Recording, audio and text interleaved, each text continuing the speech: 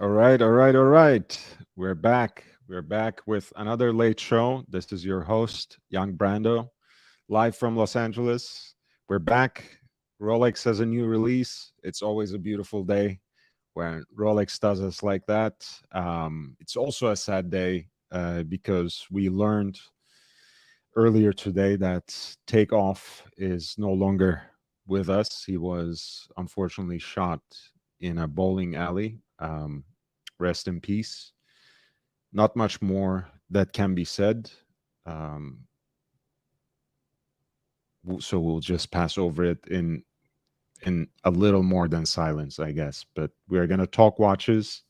We're gonna talk about the new Deep Sea Challenge. We're gonna talk about it from a historical perspective. We're gonna talk about the technical innovations that it brings to the table, that it brings to serial production. And we are going to try to understand what it means for the relationship between Rolex and Tudor. You'll remember if you were watching me yesterday that I was talking about how Tudor always also acts as the experimental arm of Rolex. It's well known, of course, that Tudor is a strong heritage brand, that in a way they do act as the heritage arm of Rolex. They have a lot of models that present a more youthful, fresh, and contemporary take on a lot of classics, a lot of icons from the Rolex archive, from the Tudor archive as well. But a lot of times they also experiment with different materials, such as ceramic, such as titanium, different ways of designing some of these sports watches, some of these tool watches, and oftentimes what they try out, what they experiment on, ends up making its way back to the Rolex side of things. And that was the case, of course, when they had the Pelagos LHD, which was kind of a flipped over design for their um, deep dive watch. That it was, you know, presumably designed to be worn on the right hand, and that somehow trickled over across to Rolex this season, of course, when they released the new GMT Master. We can quickly take a look at that, which is now called the Sprite, I guess. People have come up with different names, but it was basically a so-called LHD configuration, left-hand drive, or what the Italians call destro. Especially for a watch with a date indicator, with a date complication, I think it would make sense to wear this kind of watch on the right hand, because if you're wearing anything with cuffs, how are you going to see what the date is? You might as well do without it, right? When it comes to dive watches, of course, there were multiple reasons for them to have this particular design with the crown at 9 o'clock, since, of course, it was the case sometimes that they were custom orders, they were singular commissions for lefties, left-handed divers, but they also had a kind of utilitarian cast about them too, because some people, when they are wearing watches, when they're active, when they're in some sort of dynamic pursuit, they don't like to have the crown on the side of their wrists, right? At the end of the day, if you have a big chunky watch, which is what a dive watch uh, used to be in a bygone time, what today's dive watches are, there's a chance that as you are moving your hand around, as you're doing something with your hand, that crown might end up digging into your wrist. That's why some companies, like Seiko, for example, have that neat trick of placing the crown at 4 o'clock rather than the traditional 3. But another way of tackling that solution, which is what Tudor had done in their Pelagos LHD, was to simply flip the crown to the 9 o'clock side of things. Um, and of course, nothing wrong whatsoever with thinking about this watch as a watch for lefties. They need some love too. They need some attention too. On the other hand, of course, a lot of people who wore their watches on their left hand have still loved this particular model, loved the Pelagos LHD because it had this utilitarian idea of placing the crown on the reverse side so that you have a little bit more of a wiggle room on the part where the watch touches your wrist. Now, of course, one of the interesting things about the Pelagos, which is Tudor's rightful dive watch, it is in a way their top of the line product, is the fact that it was made fully in titanium. Titanium case on a matching titanium bracelet. And of that kind of watch, Rolex never had in their lineup in serial production. There have been rumors, of course, that Rolex was going to come up with a titanium watch, that they are going to release specifically a titanium Yachtmaster because Sir Ben Ainslie, of course, the sailing athlete, sailing legend, I should say, Sir Ben Ainslie had this particular Yachtmaster 42 in titanium on his wrist while he was competing.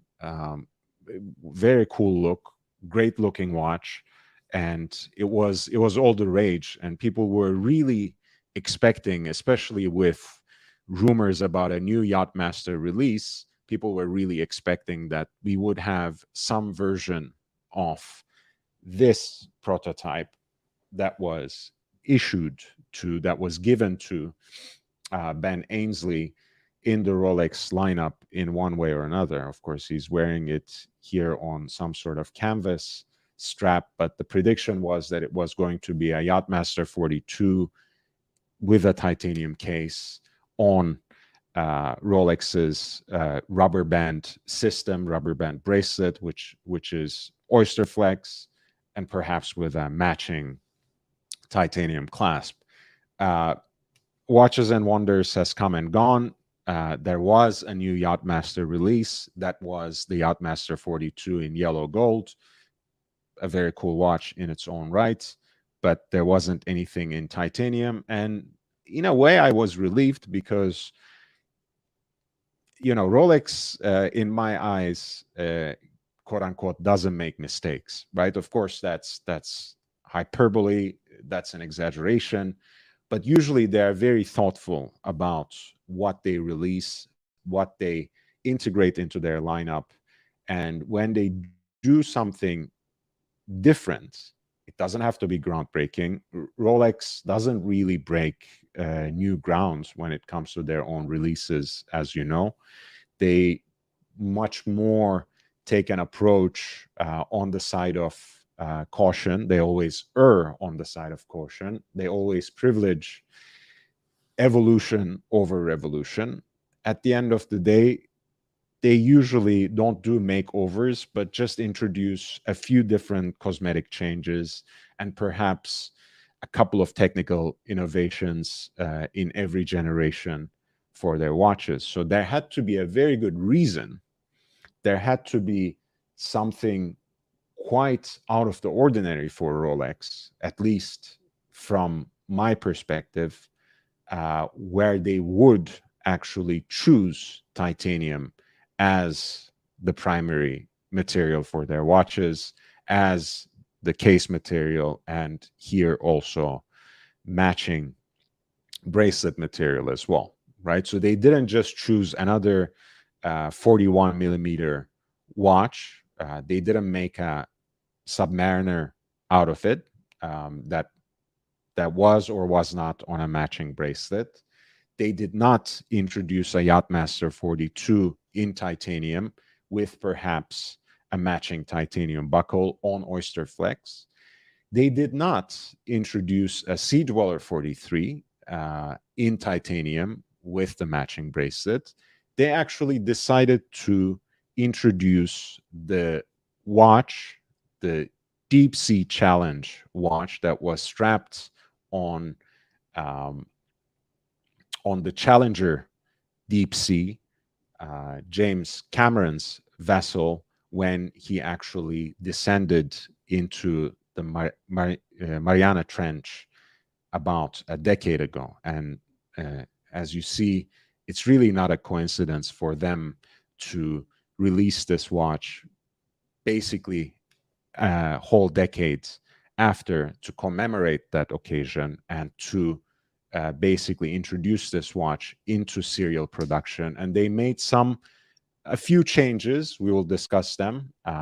We'll discuss what has changed from quote unquote the prototype they had made for James Cameron, so that it would be strapped on and tested through the rigors of this deep sea challenge, and what we actually have in our hands today, in front of us today, I should say. I'm not privileged enough to have an actual, uh, exhibition only example of the watch today, but we have enough information where we can really talk for hours on end. So I will take a short break here to recognize people who are in the audience. St. Peter, lovely to see you, man. I hope you are well as well. Thank you for being here. I appreciate you always. Boston Collector says, take that, Omega. Omega tried to take the crown for deepest dive watch, but got put in their second place. That's exactly right. As you know, Omega had an entire new series introduced basically in their release preceding Watches and Wonders. Does anyone even remember them at this point? I don't know. I don't remember even the name of the model or the name of the line. But as it happens, hey, Rolex has now the deepest diving watch in serial production with 11,000 meters of a depth rating. I think that's about a whole 1,000 meters above what Omega had released recently, and Rolex keeps the crown. Hey, JB, it's lovely to see you. Barlight Broker, welcome back. It's nice to see you here again. Boston reminds everyone to upvote the stream. Hey, thank you so much. It doesn't cost anything, but it helps me a great deal. It really gives me that little bit of exposure. So every click matters.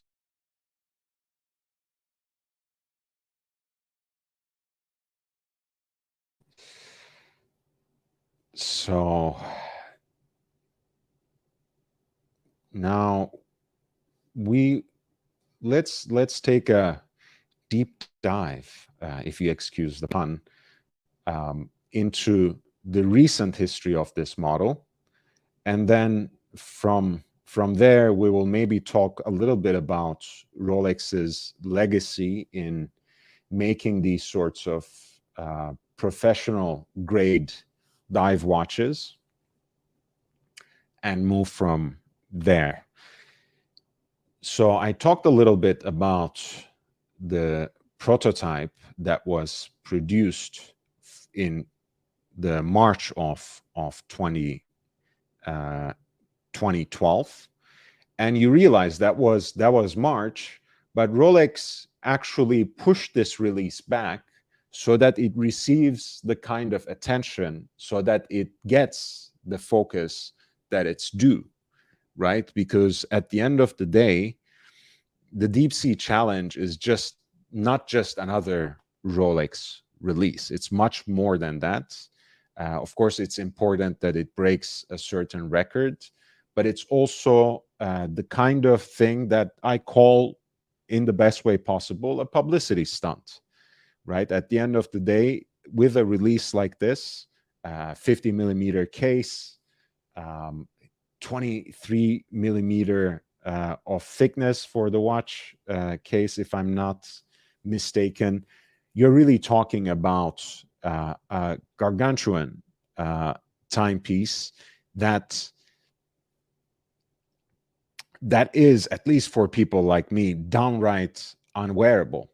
But I'm just as excited as anyone else, precisely because I know that it speaks directly to the legacy of Rolex since 1950s, to the heritage that Rolex has in producing diving watches for the world's most elite military units, to uh, the world's most select professional divers, companies like Comex, to also to their tradition of supplying people like Jacques Cousteau or Jacques Picard, all these sea explorers, all these explorers of oceanic depths, who have contributed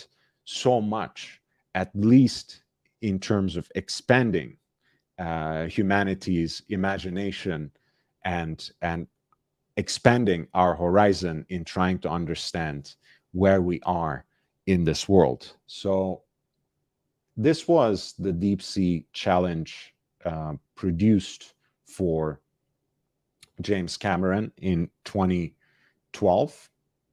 It was basically strapped on the Challenger.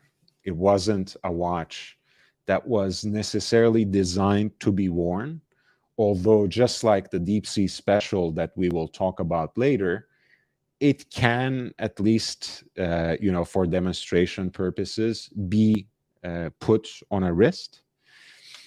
And Deep Sea Challenge, as you see, has the name of the watch written on the rejo. That changed. It also has a date indicator at 3 o'clock. That seems to have disappeared. In the production model, we basically have 3 lines of writing under the crown. Deep Sea Challenge has moved right there under the Oyster Perpetual. And it seems we have lost just a little bit of the depth rating. The Deep Sea Challenge prototype that was actually on the Challenger when it descended down into the Mariana Trench could withstand the rigors of 12,000 meters deep in the ocean, whereas the current production model that was just introduced is 11,000 meters, has an 11,000 meter depth rating. It's also slightly smaller. The prototype was 51 millimeter, thereabouts. And the serial production model that was introduced today, that was shared with the public today, is 50 millimeters in terms of the case diameter. And I think it's also slightly thinner than the 2012 prototype, which was, if I'm correct, almost 30 millimeters thick. Let me check my notes. 28.5 millimeters thick, whereas the production model, the watch that was introduced today, is 23 millimeters thick. Still quite monstrous, but nevertheless, certainly much thinner and a real improvement upon what was the prototype and what was essentially, again, a watch, not really a wristwatch, but something that was used as a tool attached um, to this challenger, right, to the bathyscaphe, basically, than something meant to be worn on the wrist. And I think it's quite exciting for Rolex to introduce something like this exactly a decade later, or rather a little more than a decade later, since March would have been occupied by Watches and Wonders and the period leading up to it. Rolex decided to save this release for later in the year so that it could actually receive the attention that it truly deserves, because once again it commemorates the deep sea challenge that James Cameron undertook in 2012 and that he also turned into a documentary, as you know, which I would of course recommend for anyone and everyone who is interested in deep sea exploration, in saturation diving, or simply who's anyone who is interested in watching a good director at work trying to communicate what is his deepest passion. Of course, Rolex had already marked that occasion by a watch, right? As you know, there's already a watch within the Rolex lineup that is called the Deep Sea, and there was a model that has proved quite popular actually over the years, the Deep Sea with the D blue dial, this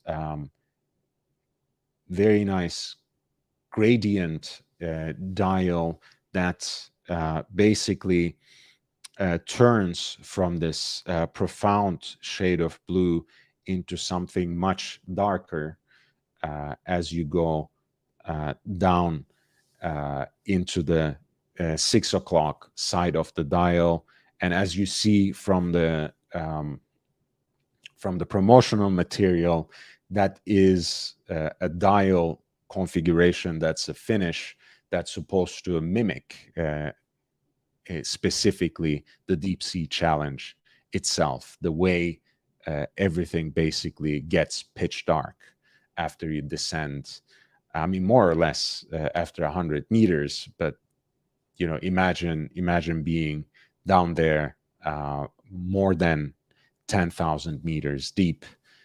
But that's the idea, right? You are descending from this deep blue into this blackness that somehow also represents the unknown. That whole descent itself, of course, standing for the human yearning for trying to peer into the unknown, trying to understand what seems to be hidden from our eyes. And it is not a coincidence, I think, that some of the most exciting watches in the horological world, especially when it comes to sports watches, especially when it comes to tool watches, both happen to be watches that are connected to this history of exploration, whether we are talking about the sea or space, whether we are talking about the Omega Speedmaster or the Rolex Submariner, right? These are the two most popular sports watches when it comes down to it.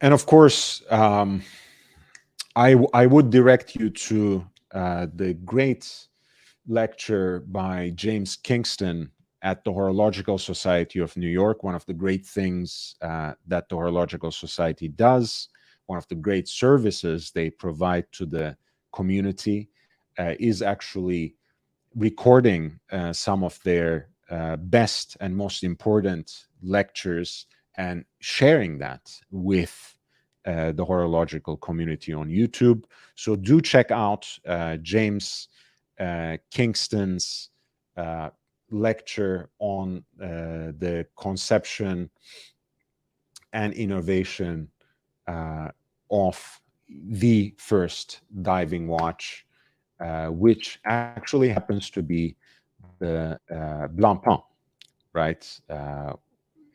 Any every Rolex fanboy among us, and I'm included in that group, has to come to terms with the fact that it was actually Blancpain 50 fathoms that was designed and introduced as the first commercial serially produced dive watch, as the first professional grade tool watch for divers.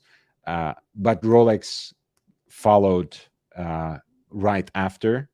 And in fact, in a way, the Submariner inherited that mythology and came out at the top. And Rolex, in a way, has an entire history of doing that.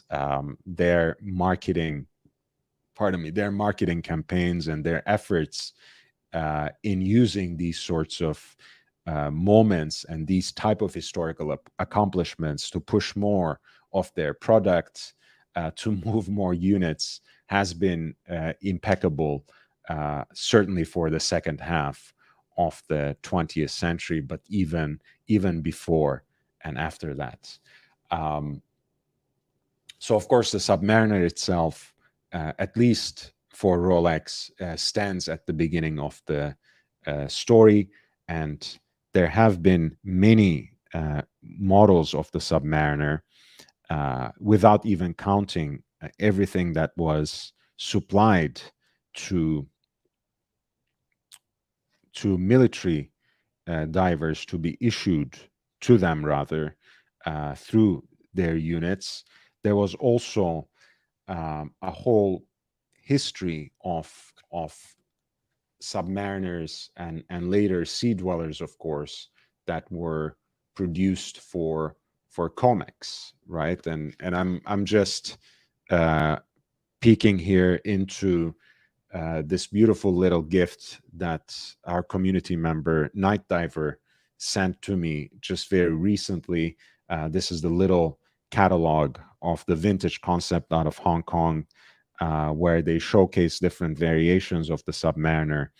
And they have a whole section on Comex, of course, which stood for Compagnie Maritime d'Expertise. It was in Marseille, France. It was the first experimental diving and engineering organization in the commercial market, dominant from the 60s and 80s, leading the world in offshore operations, right? If you're wondering what, for example, a lot of times these kinds of companies and these sorts of divers were used to look for offshore oil reserves, for example, right? So that's the kind of work that companies like Comex did. Until the late 80s, they were involved in practical and theoretical applications, and later become more of a consulting group. Rolex partnered with Comex to develop many advances to the sub, and they had a version of this, the 5513, of course, that they issued to Comex with the company's name of the dial on the dial. This is just a standard production from the late 60s, with a meters first dial before the American supremacy really sunk in, one predicts, and where they started to write the feet first rather than meters. Who knows? I always suspect that's the reason. That's why feet come first in terms of depth rating. But basically, Rolex produced for Comex special versions of the 5513 with Comex on the dial, but also even a particularly dedicated reference in 5514 that was only offered to Comex to be issued to their divers. And I want to go back to that page to just show you a few examples of the Comex divers. You know, here you have, for example, a 5513 Comex with the Comex writing there at the top of the bunch of the cluster at 6 o'clock. You have various models here, of course, of the special reference there, 5514 Comex, right? That's the dedicated reference for them. 1665 Comex, which is the Sea Dweller that was issued to Comex, which has the helium escape valve and has the specific depth rating of 600 meters at the time.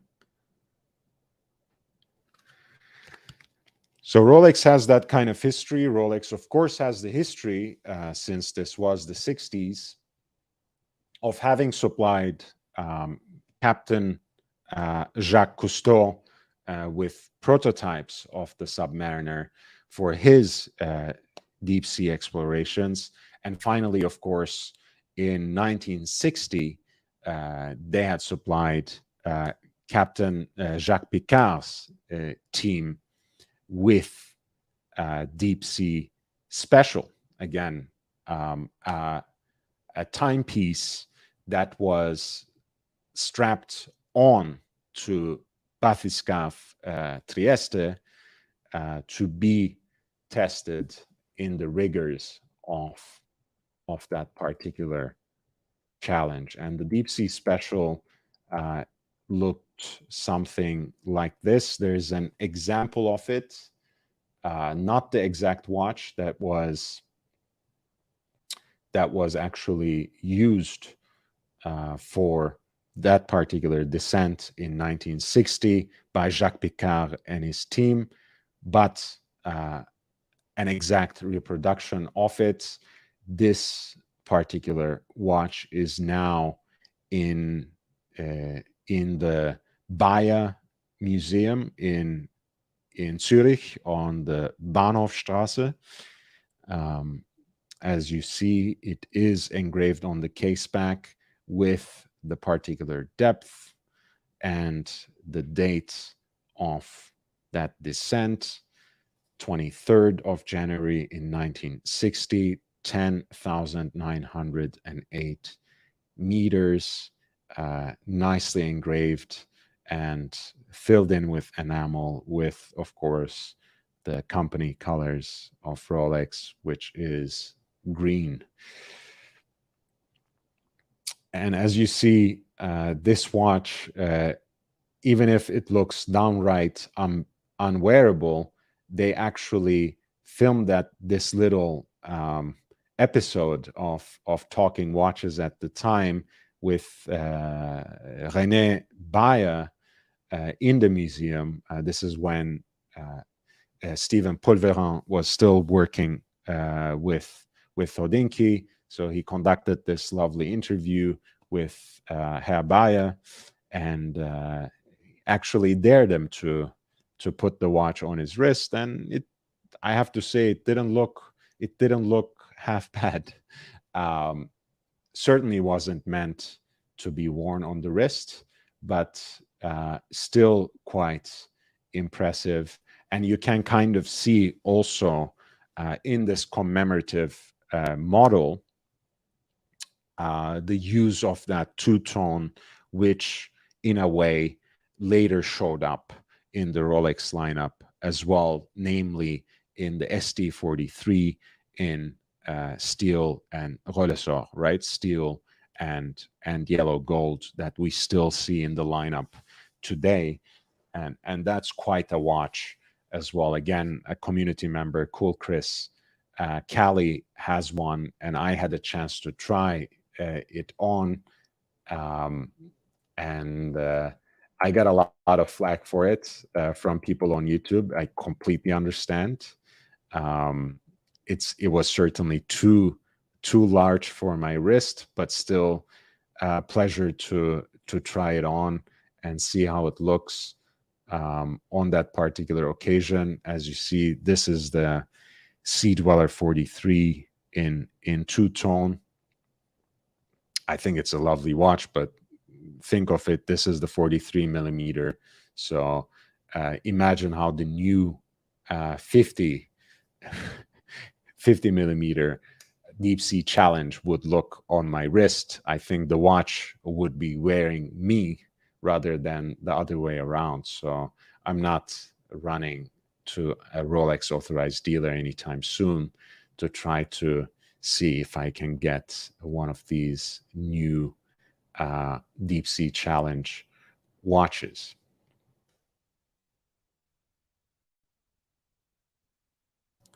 So that was basically the 1960s version, which was called the Deep Sea Special, and an example of which was on Bathyscaphe Trieste or Trieste that made it to the Mariana Trench, and the current serial production model that Rolex introduced is a modified version of the watch that went down deep with James Cameron in his 2012 expedition into the Mariana Trench.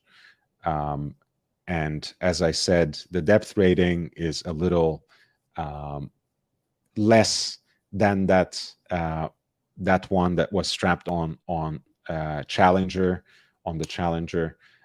It does not have the date function here, and it has the Deep Sea Challenge name switched into the dial, basically inscribed on the dial. The dimensions have changed a little bit from 51 millimeter and change to 50 in case diameter. The watch has lost a little bit of weight. The thickness is now 23 millimeters rather than 28 and a half or so. And most importantly, and quite ingeniously, I might add, there couldn't be a better way for Rolex to introduce titanium as material to their lineup. This gargantuan watch actually is fully made in titanium, which of course severely reduces the weight of this watch. And as you see on the back of the watch, on the case back, it is inscribed with the two dates, one for the Picard expedition into the Mariana Trench, January 23rd, 1960, and one for the James Cameron expedition, the Deep Sea Challenge, namely on March 26, 2012.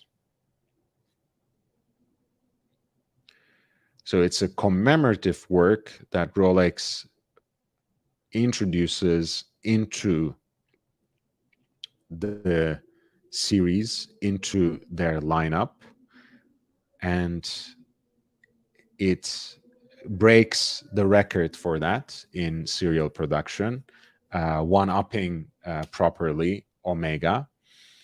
Of course, Rolex introduced it as the RLX titanium, right? As always, they like coming up with these quasi-inventive, punny names to indicate their proprietary alloy of these sorts of materials. God forbid, Rolex just calls their titanium what it is, namely titanium, or their gold, or whatever else. There's always some branding going on, which, joking aside, is of course a wonderful marketing move. They are the ones who injected into the industry and infected everyone in the industry with this story, with this narrative of vertical integration. So they have to live up to it in every aspect of their narrative, including quote unquote having their own foundry and making their own alloys, on and on and on. And this is a true professional watch. This is a real tool watch, and this is a record breaker with a depth rating of 11,000 meters. Um, I don't think there are any different options. Of course, the Deep Sea Sea Dweller has already a couple of models, as we have mentioned. This is now the modern Sea Dweller range. You have the Sea Dweller 43 in steel, the 43 millimeter case with the red writing. This was, of course, the anniversary model that came out to commemorate the uh, the wait, Sea Dweller, Red Sea Dweller came for the 50th anniversary, right? Yeah, for the 50th anniversary of the model, of course, in 2019, from 1969 to 2019. And, or was it 68? My memory is failing me. This is horrible. Horrible.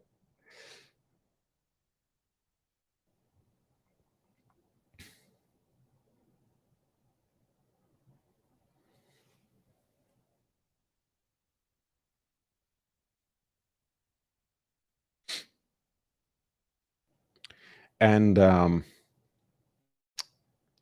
of course, the modern lineup also includes now, um, and we have seen the inspiration of that, the two-tone version of it in stainless steel with yellow gold accents, as well as the matching Sea Dweller writing in gilt typeface right there, which is what distinguishes it in a way, um, beyond its size from the two-tone sub sub Submariner, uh, which is also, of course, in 41 millimeter case these days, not 43 like the Sea Dweller. Of course, you have the Deep Sea Dweller, which is 44 millimeters. You have the so-called James Cameron with the deep blue dial and that seaweed writing for the deep sea. And finally, now you have the Deep Sea Challenge, which Rolex just introduced to commemorate the 10th anniversary of James Cameron's Deep Sea Challenge, his expedition into the Marinara Trench. And it is priced at $26,000, which is a princely sum for this quote unquote legendary diverses watch.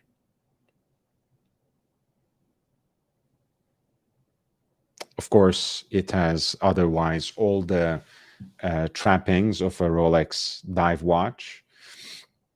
It has the ceramic bezel with that luminous pip at 12 o'clock, or rather at 60 minutes. It has otherwise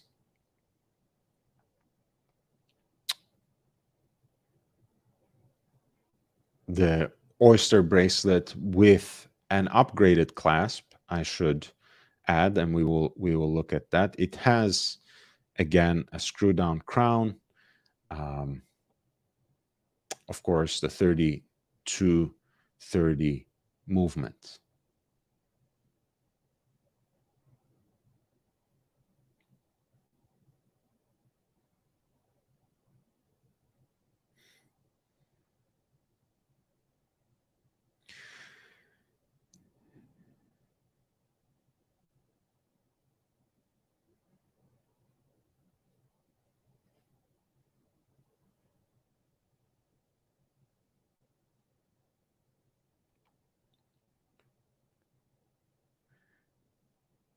And again, this is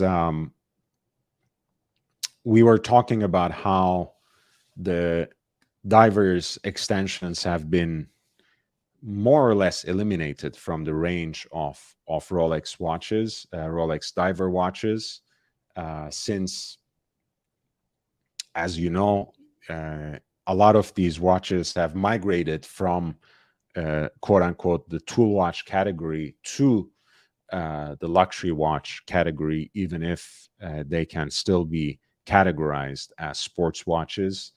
Um, you can hardly see or find anyone, and I'm sure this will also include the new Deep Sea Challenge, who uses or who primarily uses diver watch for diving, beyond, I guess, fooling around with a snorkel, which I'm sure we all do at some level. At least I do. But I don't think anyone wears a Submariner or even Sea Dweller in a committed fashion as their only diving equipment when it comes to timekeeping. People use dive computers for that.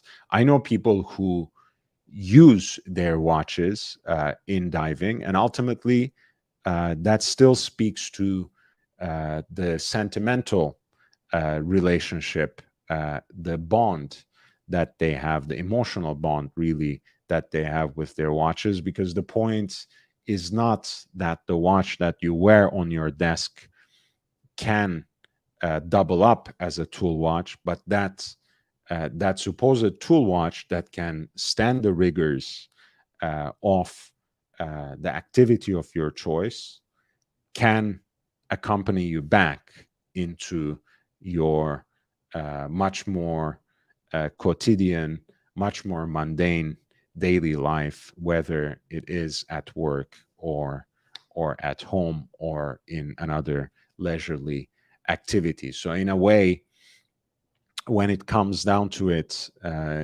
these watches are made to stand the rigors of certain kinds of activity.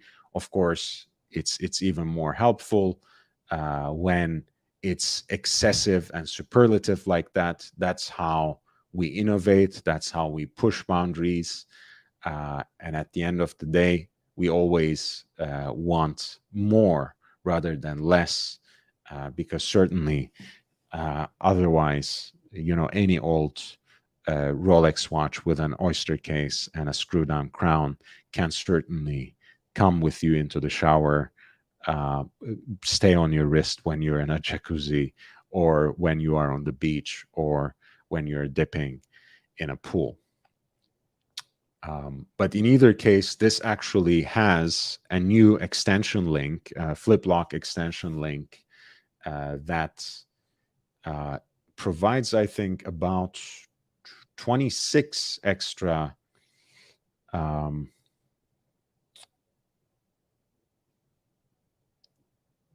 I think 26 extra um, millimeters for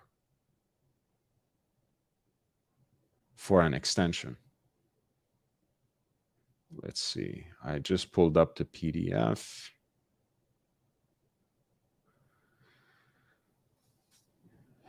So there's the glide lock adjustment,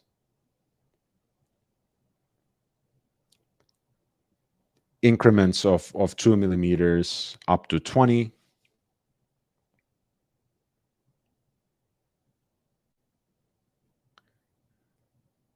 And then you have a flip lock extension link,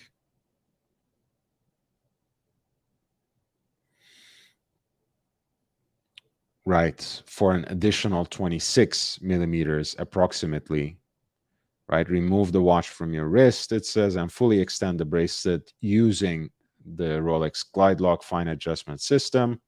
Press the extension link on both ends at once to open it, and then you can fold the link to close.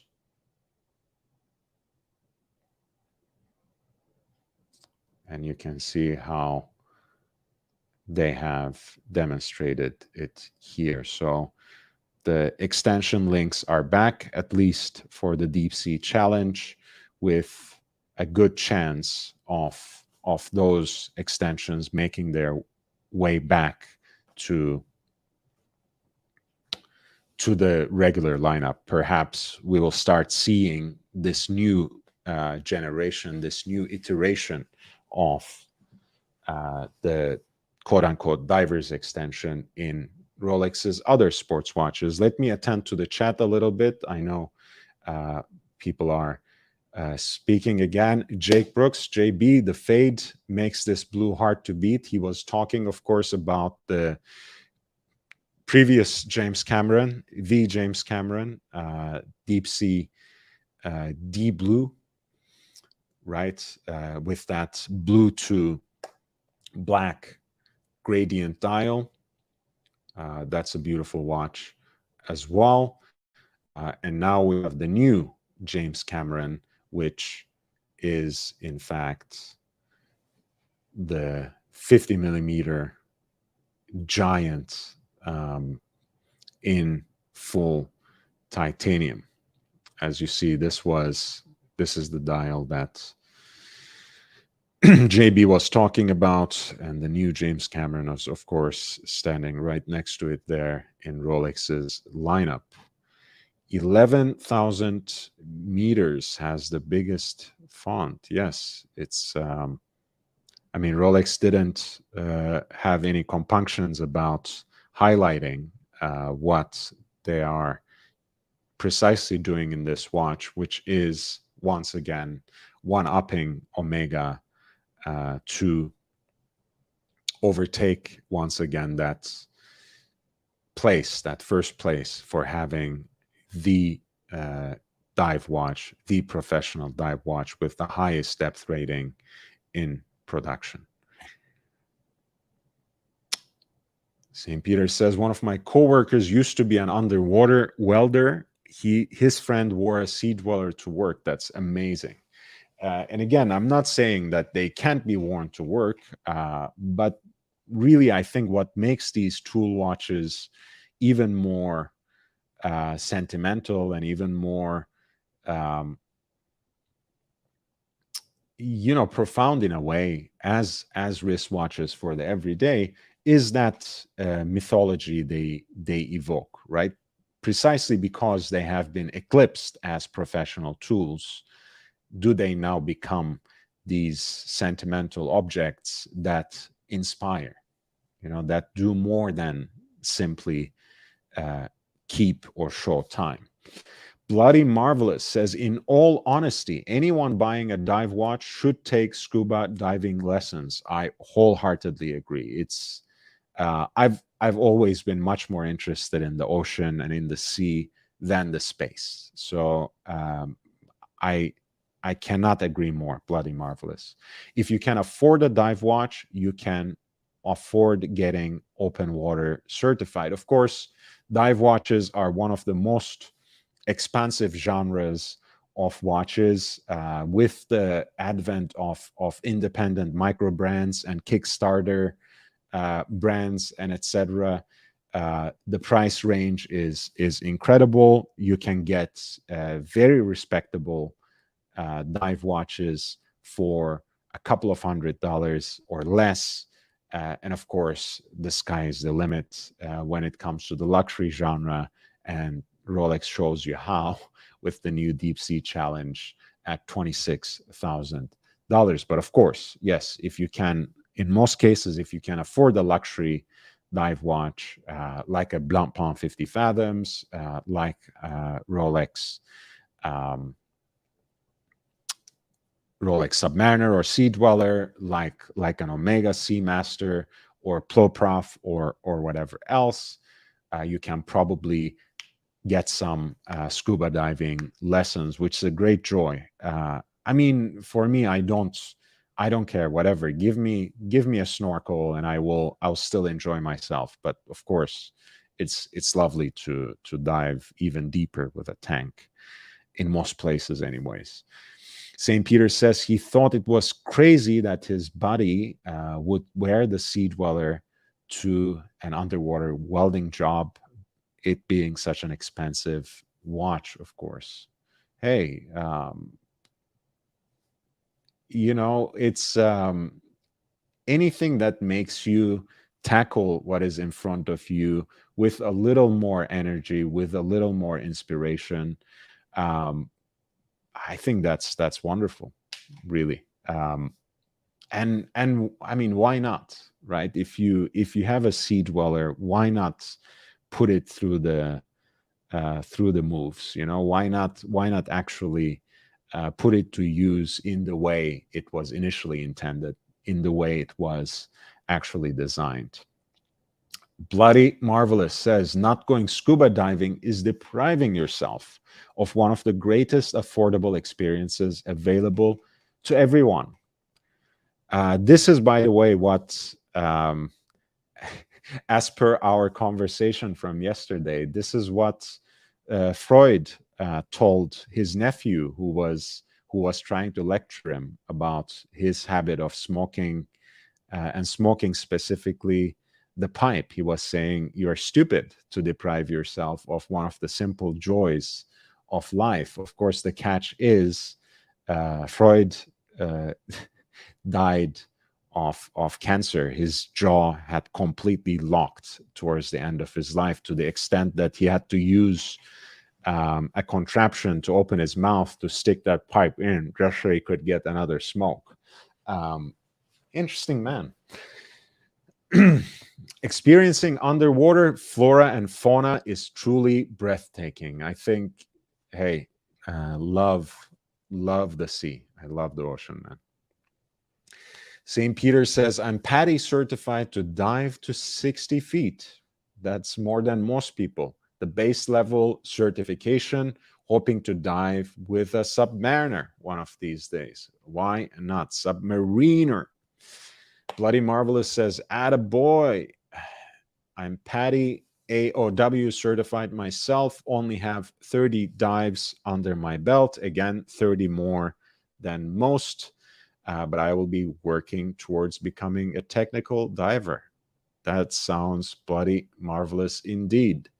And St. Peter says, my stepfather was a master PADI diver, underwater photographer. That sounds really exciting. And when we meet in New York, St. Peter, you have to show me a few pictures then, so I can see what kinds of things he has photographed, and maybe we would be inspired. That sounds great. That sounds wonderful.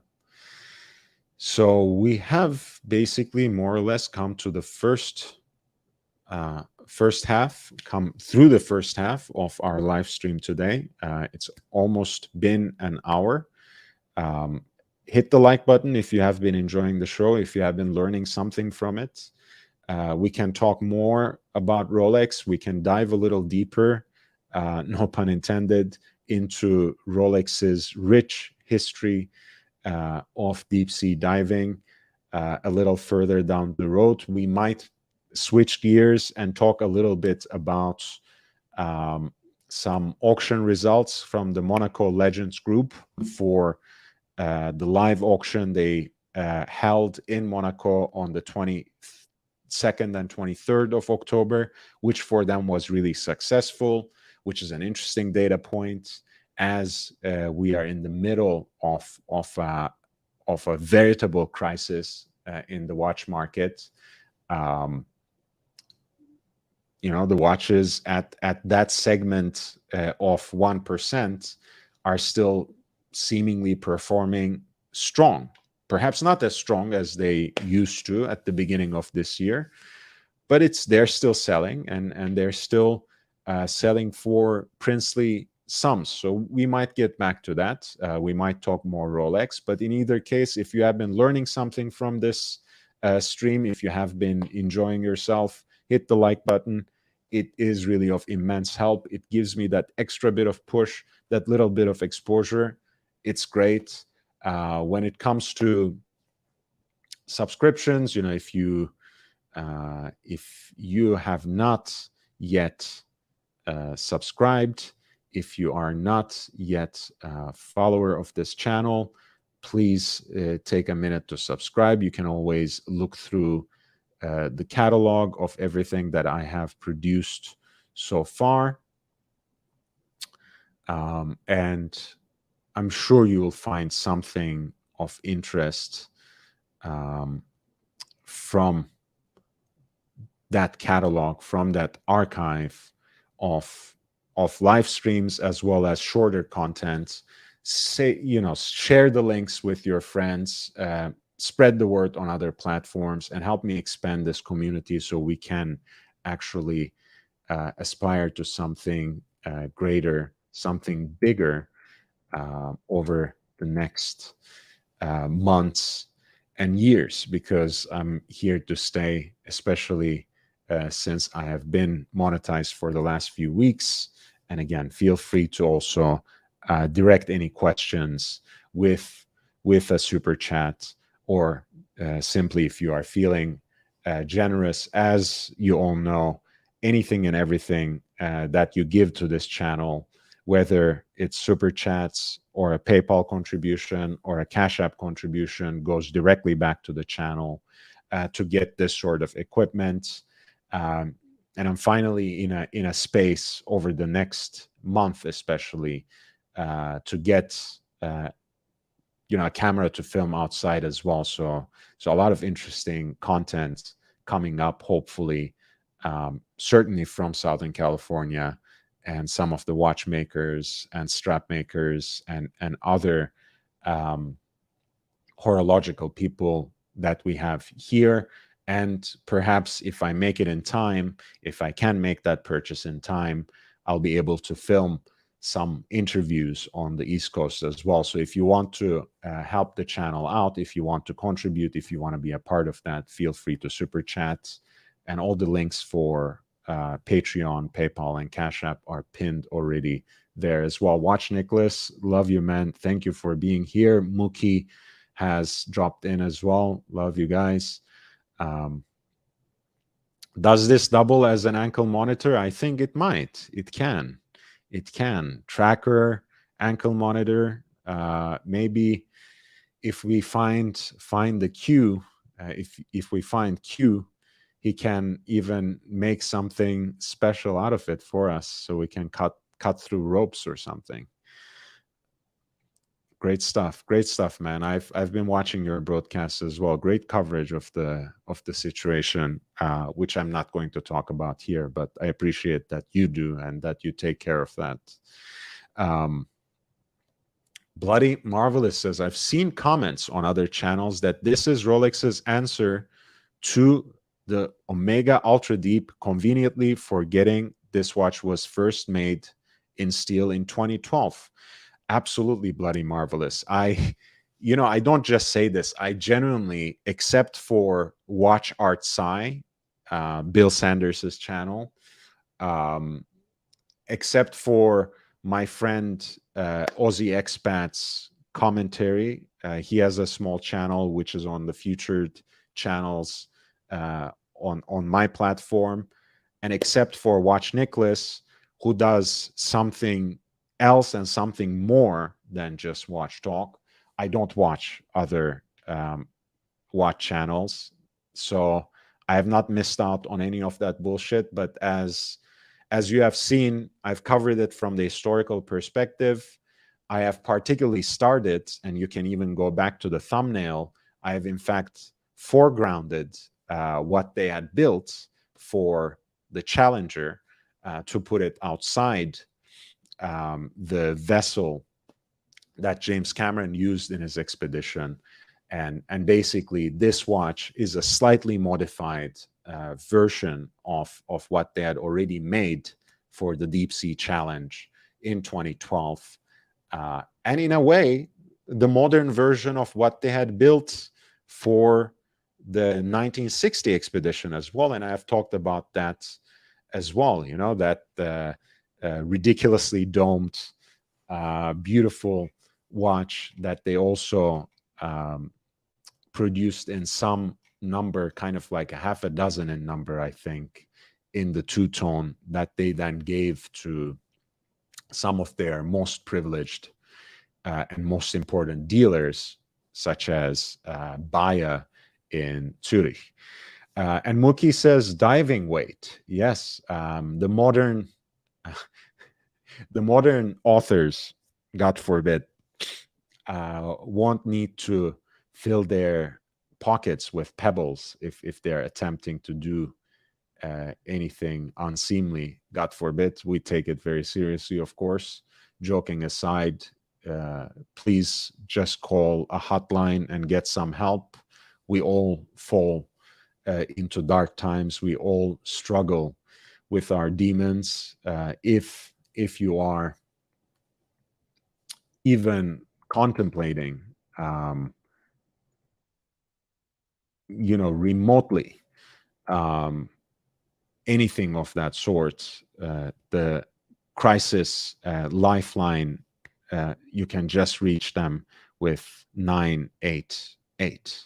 Available 24 hours. There's always someone to talk to you. It's a toll-free number. If you are experiencing any sort of suicidal ideation, any sort of crisis, even an emotional distress that overwhelms you, just call, just ask for help. Um, Someone is there for you. And I'm sure beyond that, you're loved more than you can know and realize. Reach out to friends, reach out to family. Trust me, they will take care of you.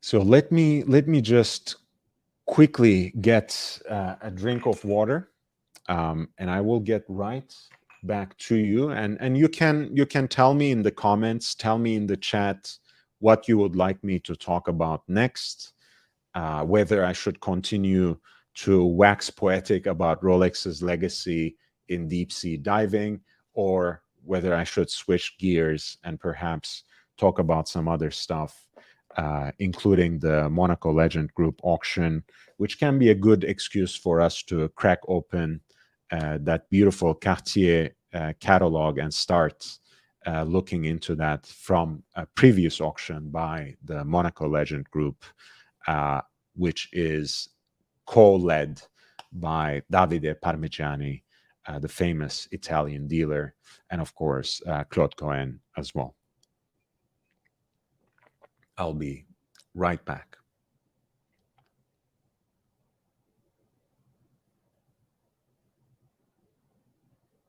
Let's see, don't they have a video of this? It's one of a kind. Innovative. Unrivaled. It can withstand the abyssal depth of 11,000 meters. Made from our RLX titanium, equipped with our exclusive helium escape valve and ring lock system, the Deep Sea Challenge is lighter than most, yet incomparably resistant. It is the one true heir to our groundbreaking divers' watches of decades past. An invaluable resource to the rare few who dare face the greatest of pressures.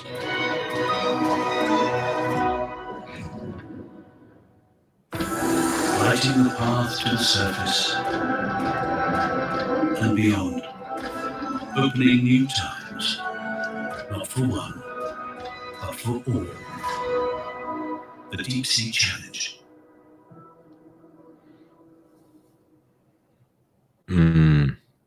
That was nice. I like that.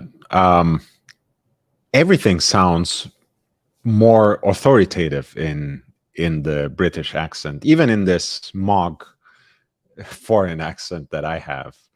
I would say it's nice how they are milking that. It's very dramatic, very cinematic, and they have done well. Actually, recently, speaking of Aussie expat, I hope he joins us sometime tonight if he finds free time. He has reminded me that when you look at the at the product pages of a lot of these Rolex models, like for example, go to watches and let's choose the GMT Master 2. And you scroll down, you see how it works? Like we went down there. Let's see if we can see it again. When the page loads, when you see the GMT Master down, look how it arranges itself. You see? It shows the right time according to your local time. The 24, of course, the bezel doesn't move. The 24-hour just shows you, well, the fourth hand just shows you military time, the 24-hour time, and even the date is correct here, 1 for November 1, of course. So they have a nice website, to say the least. They know how to use these sorts of trappings and contraptions to their advantage. And truly,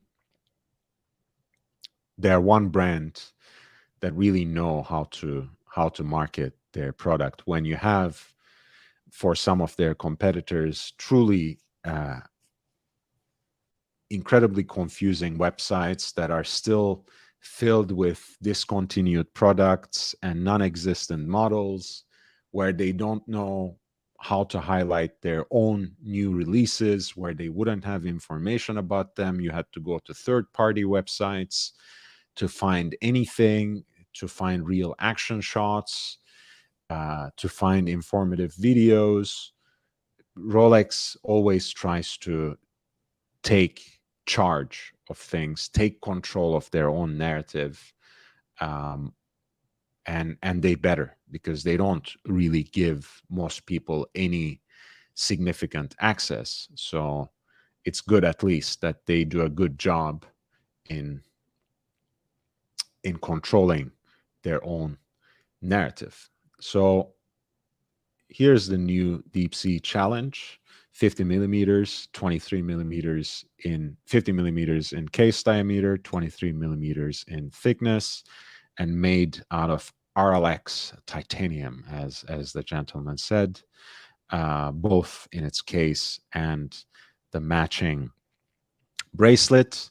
Of course, it has Rolex's glide lock system, which provides you about 20 millimeter of extension in 2 millimeter increments, but also an extra flip lock extension system that has an additional 26 millimeters.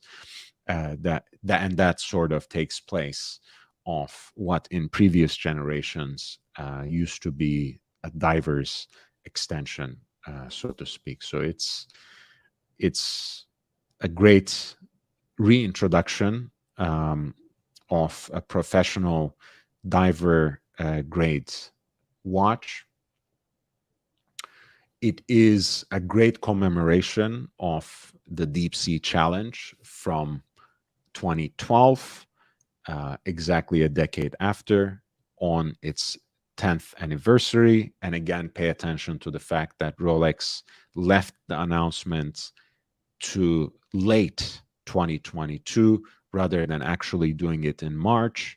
So they made a conscious effort of giving the due credit and due attention, giving the full spotlight to the Deep Sea Challenge, because again, the idea is not to just regain that record by one-upping Omega by 1,000 meters, but also commemorating James Cameron's expedition into the Mariana Trench in 2012, where his vessel had attached on its outside basically the stainless steel version of this watch, which Bloody Marvelous just reminded us here. John D says, this is a dissenting opinion, so to speak. This is a silly exercise in building an unwearable watch. I might just agree with that. That was basically part of my presentation, right? The idea, just like in the previous Deep Sea special that commemorated the Jacques Picard 1960 expedition into Mariana Trench, um, this is more or less a commemorative watch. This is a curiosity. This is in a way a paperweight, a decoration. Um, yes, I agree with all of these things, and that's why they preserved a different kind of moment. Again, they didn't use Watches and Wonders to launch it. They didn't do it at any random time either. I don't think it's that practical of a watch. On the other hand, I think the main idea is one, to introduce a new kind of innovation into the lineup. If you are making such a gigantic watch, why not use that occasion to do it in titanium so you can actually um, have a legitimate reason to integrate that material into the lineup, to test out, try out that material in earnest. And ultimately, the idea is to replicate the watch that actually went down more than 10,000, almost 11,000 meters deep into the Mariana Trench with James Cameron. So that's really the idea. It's about commemoration. It's about helping to inspire and engage people in this publicity campaign more than anything.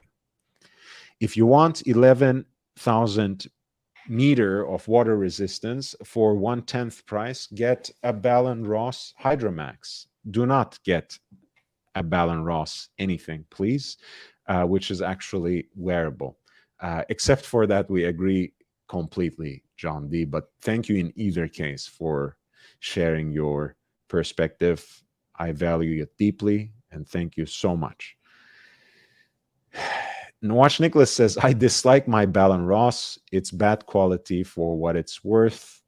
Um, Nick, I like you even more for you disliking your Bell & Ross and being so honest about it. Mookie says, I agree with the unwearable watch sentiment, hence the joke. Perhaps this giant hunk of metal is more useful as a diving weight or as a paperweight, as I said. Hey, at least you can flex by saying, I paid 26K for my paperweights. How much is in your bank account, Mookie? Right? That's the attitude that we want to take with our timepieces. But yes, it is a paperweight. It is a commemorative watch, first and foremost. Other than that, it does introduce two technical innovations for Rolex. One, their recapture, their seizing of the world record in serial production again of the deepest diving watch. But more importantly for them,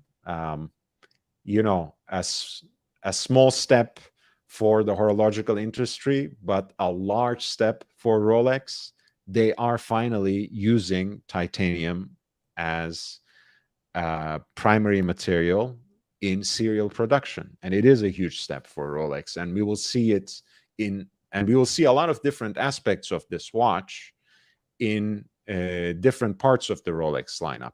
Right? We might see other titanium Rolexes with time. We'll certainly see the diver's extension across the Sea Dweller lineup, I think, over time.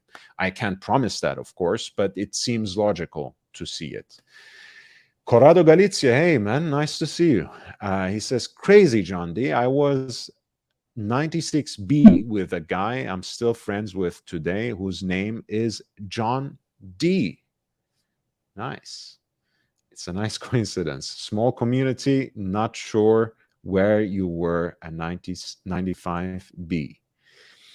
Corrado Galizia says, we were both National Guard, never served active anywhere. Good for you, Corrado. Good for you. Jake Brooks says, Mike, low club equipment. Mile, okay, mile low club. Right, like as in mile high. John D says, Corrado, very cool. Good memories, I'm sure. Uncle June, Corrado Galizia, welcome, welcome, welcome back to the channel. So I'm sure we will see that divers extension for the rest of the modern Sea Dweller lineup for sure.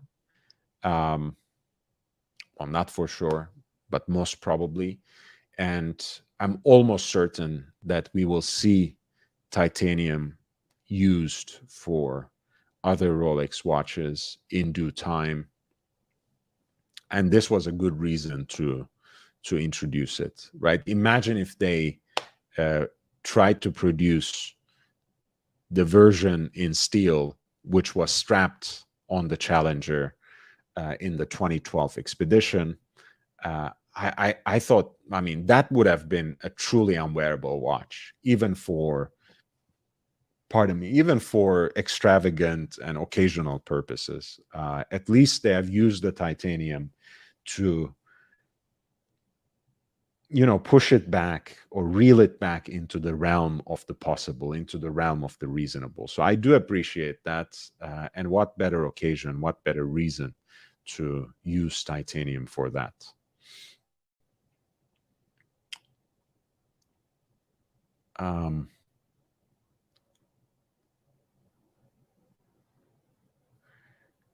Yeah, so I want to, there was an interesting post on Instagram. I think it was Rolex Passion Report that kind of juxtaposed the two watches, as well as the earlier Rolex Deep Sea special that was used in the 1960 expedition with Captain Jacques Picard. So let's take a look at that post. I really enjoyed it, and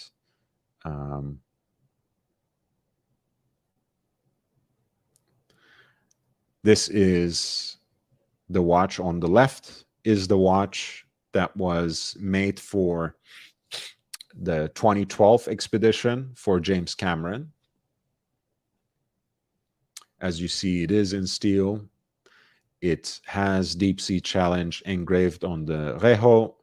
It has this date indicator at 3 o'clock, and it actually had a 12,000 meter depth rating of water resistance as opposed to the 11,000 here. It was also 51.4 millimeters in case diameter. The production version is 50. The production version has 3 lines under the coronet. Deep Sea Challenge has been put here. Original gas escape valve, which is at 9 o'clock, is indicated across the rejo here by the 12 o'clock side. Finally, of course, the case is also significantly thinner, as you can see from this profile picture, where it has been reduced to 23 millimeters from what was the prototype at 28 and a half. And the crystal, as the author notes here, Rolex Passion Report, check out his Instagram page, do credit to him. The crystal is a little flatter, which helps, of course, with the profile. In a way, it seems also the case back is made a little more sleek, and they seem to have shaved down by all these improvements and modifications more than 5 millimeters in terms of the thickness. And here it is juxtaposed, or rather here the prototype is juxtaposed with the Deep Sea Special from 1960s. This was, or one of these was strapped on the Bathyscaphe Trieste to see if a Rolex would withstand the rigors involved in descending into the Mariana Trench, and it came out with flying colors. These are the two deep sea watches, the Deep Sea Special and the Deep Sea Challenge, that accompanied the respective um, crew into the Mariana Trench. In 1960, the Deep Sea Special, and in 2012, the Deep Sea Challenge. This is a head shot, so to speak, a mock shot of the Deep Sea Special. You see the kind of wondrous distortion, really, that domed crystal gives to the face of the watch. And here you see Captain Picard holding the watch and presumably winding that Deep Sea Special in his hand. And finally, this is the one shot that I chose to present as my thumbnail, present this live stream tonight. This was the Deep Sea Challenge that accompanied James Cameron into Mariana Trench in 2012, namely March 26, 2012, which is a date along with the 1960 date inscribed on the case back of this new production edition.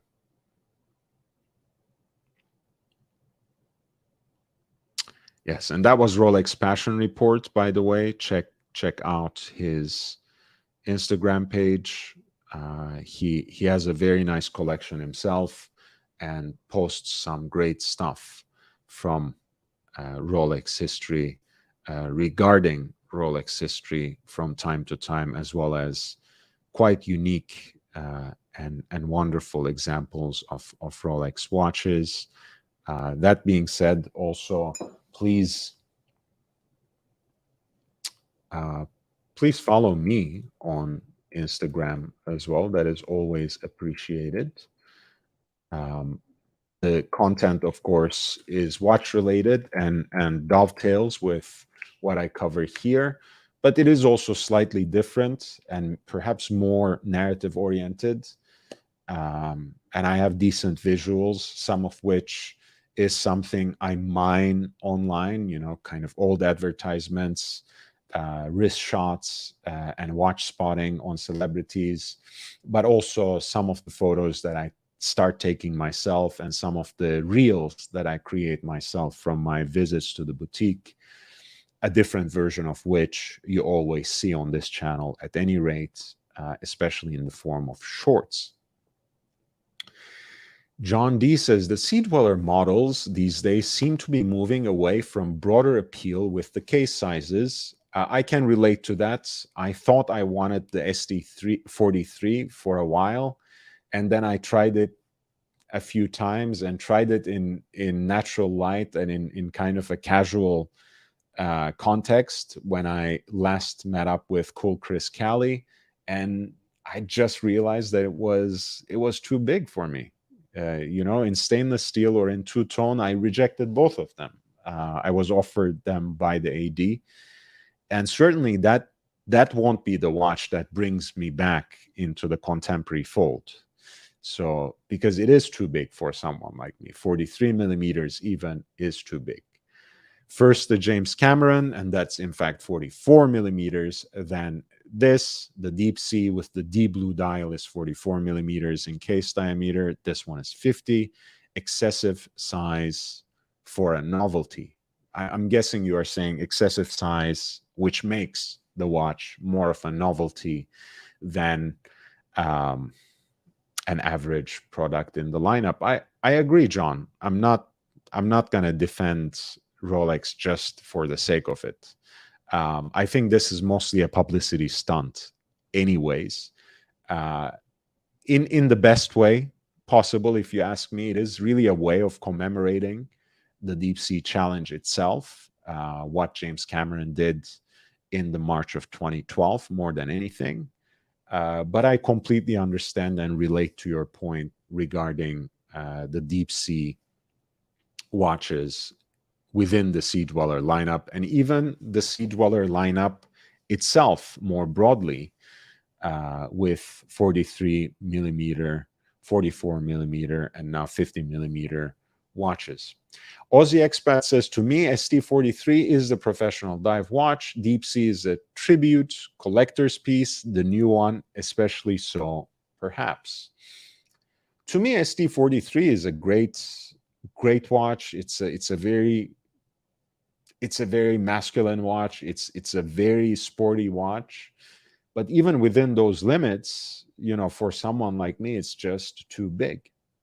I love vintage Sea Dwellers in 40 millimeter with that extra thickness, with that extra heft. I think they're beautiful, and they achieve that vibe in an easier, in a more casual fashion. ST43 is a great watch, but I don't think it has that sort of universal appeal that vintage Sea Dweller can have at 40 millimeters. John D says the crystal of this new model is almost as thick as a Submariner, 2 millimeter apart. Right.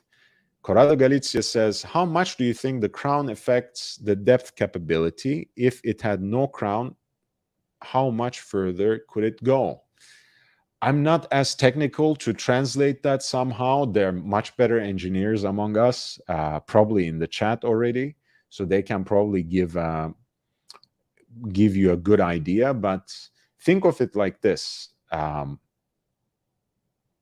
Most of the non-screw down crown watches have very, very ridiculously low depth rating. The water resistance of the Royal Oak, for example, compared to any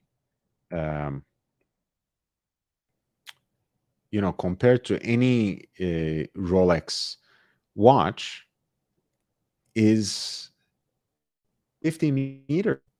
It's negligible. You can't, technically, you are not even supposed to take a shower with a watch that has a depth rating less than 100 meters, right? So, or like if you think of a lot of manual winding calibers, a lot of hand wound watches where you technically don't have a screw down crown, it's a completely different ball game. So I'm guessing if you didn't have to seal the crown, perhaps there would be an added gain from that. But you're already talking about an increase from 50 to 300 easily and more. So I think the screw down crown is good enough in most cases, and in this case it was good enough up to 12,000 meters. Actually, in serial production they reduced it to 11, but how much more can you get? And Aussie says, more than the crown, it's the case back that seems to be the first failure point, then the sapphire crystal. Kobe forever. Nice to see you, man. Nice to see you. Thank you for being here. And Watch Nicholas, the punters know each other. Welcomes Aussie to the chat. Corrado Galizia says, I would not have guessed that it would be the case back first and the sapphire crystal. That after that would be the common failure points rather than the crown. Thank you for clarifying that, Aussie. I think that's great help. Feel free to jump on, by the way. The link is up there, but I will post it again. I don't think it's pinned in this case, so feel free to jump on. Full On John says, I think the Tudor GMT is too big. I can't even imagine wearing this. Fiker, hey, again, for me, 43, Sea Dweller 43 is already way too big. So I can't imagine even trying something like this on. But I'm sure they will have something exhibition only quite soon and maybe I'll give that a shot. Kobe Forever says, I feel the Black Bay 58 is too small. I rarely wear it. For me, I feel that's the perfect size for an everyday wearer. But that just goes to show you how personal these sorts of choices are, and how you can't dictate, what's the ideal size for a wristwatch for everyone. What's too small, what's too large, what people should really wear. I get really tired of that conversation online, especially when people you don't even know, who don't even know what you have in your collection and what you actually wear on a daily basis, send all these comments about what you should or should not wear. Um, every watch presents a different kind of feeling, a different kind of mood,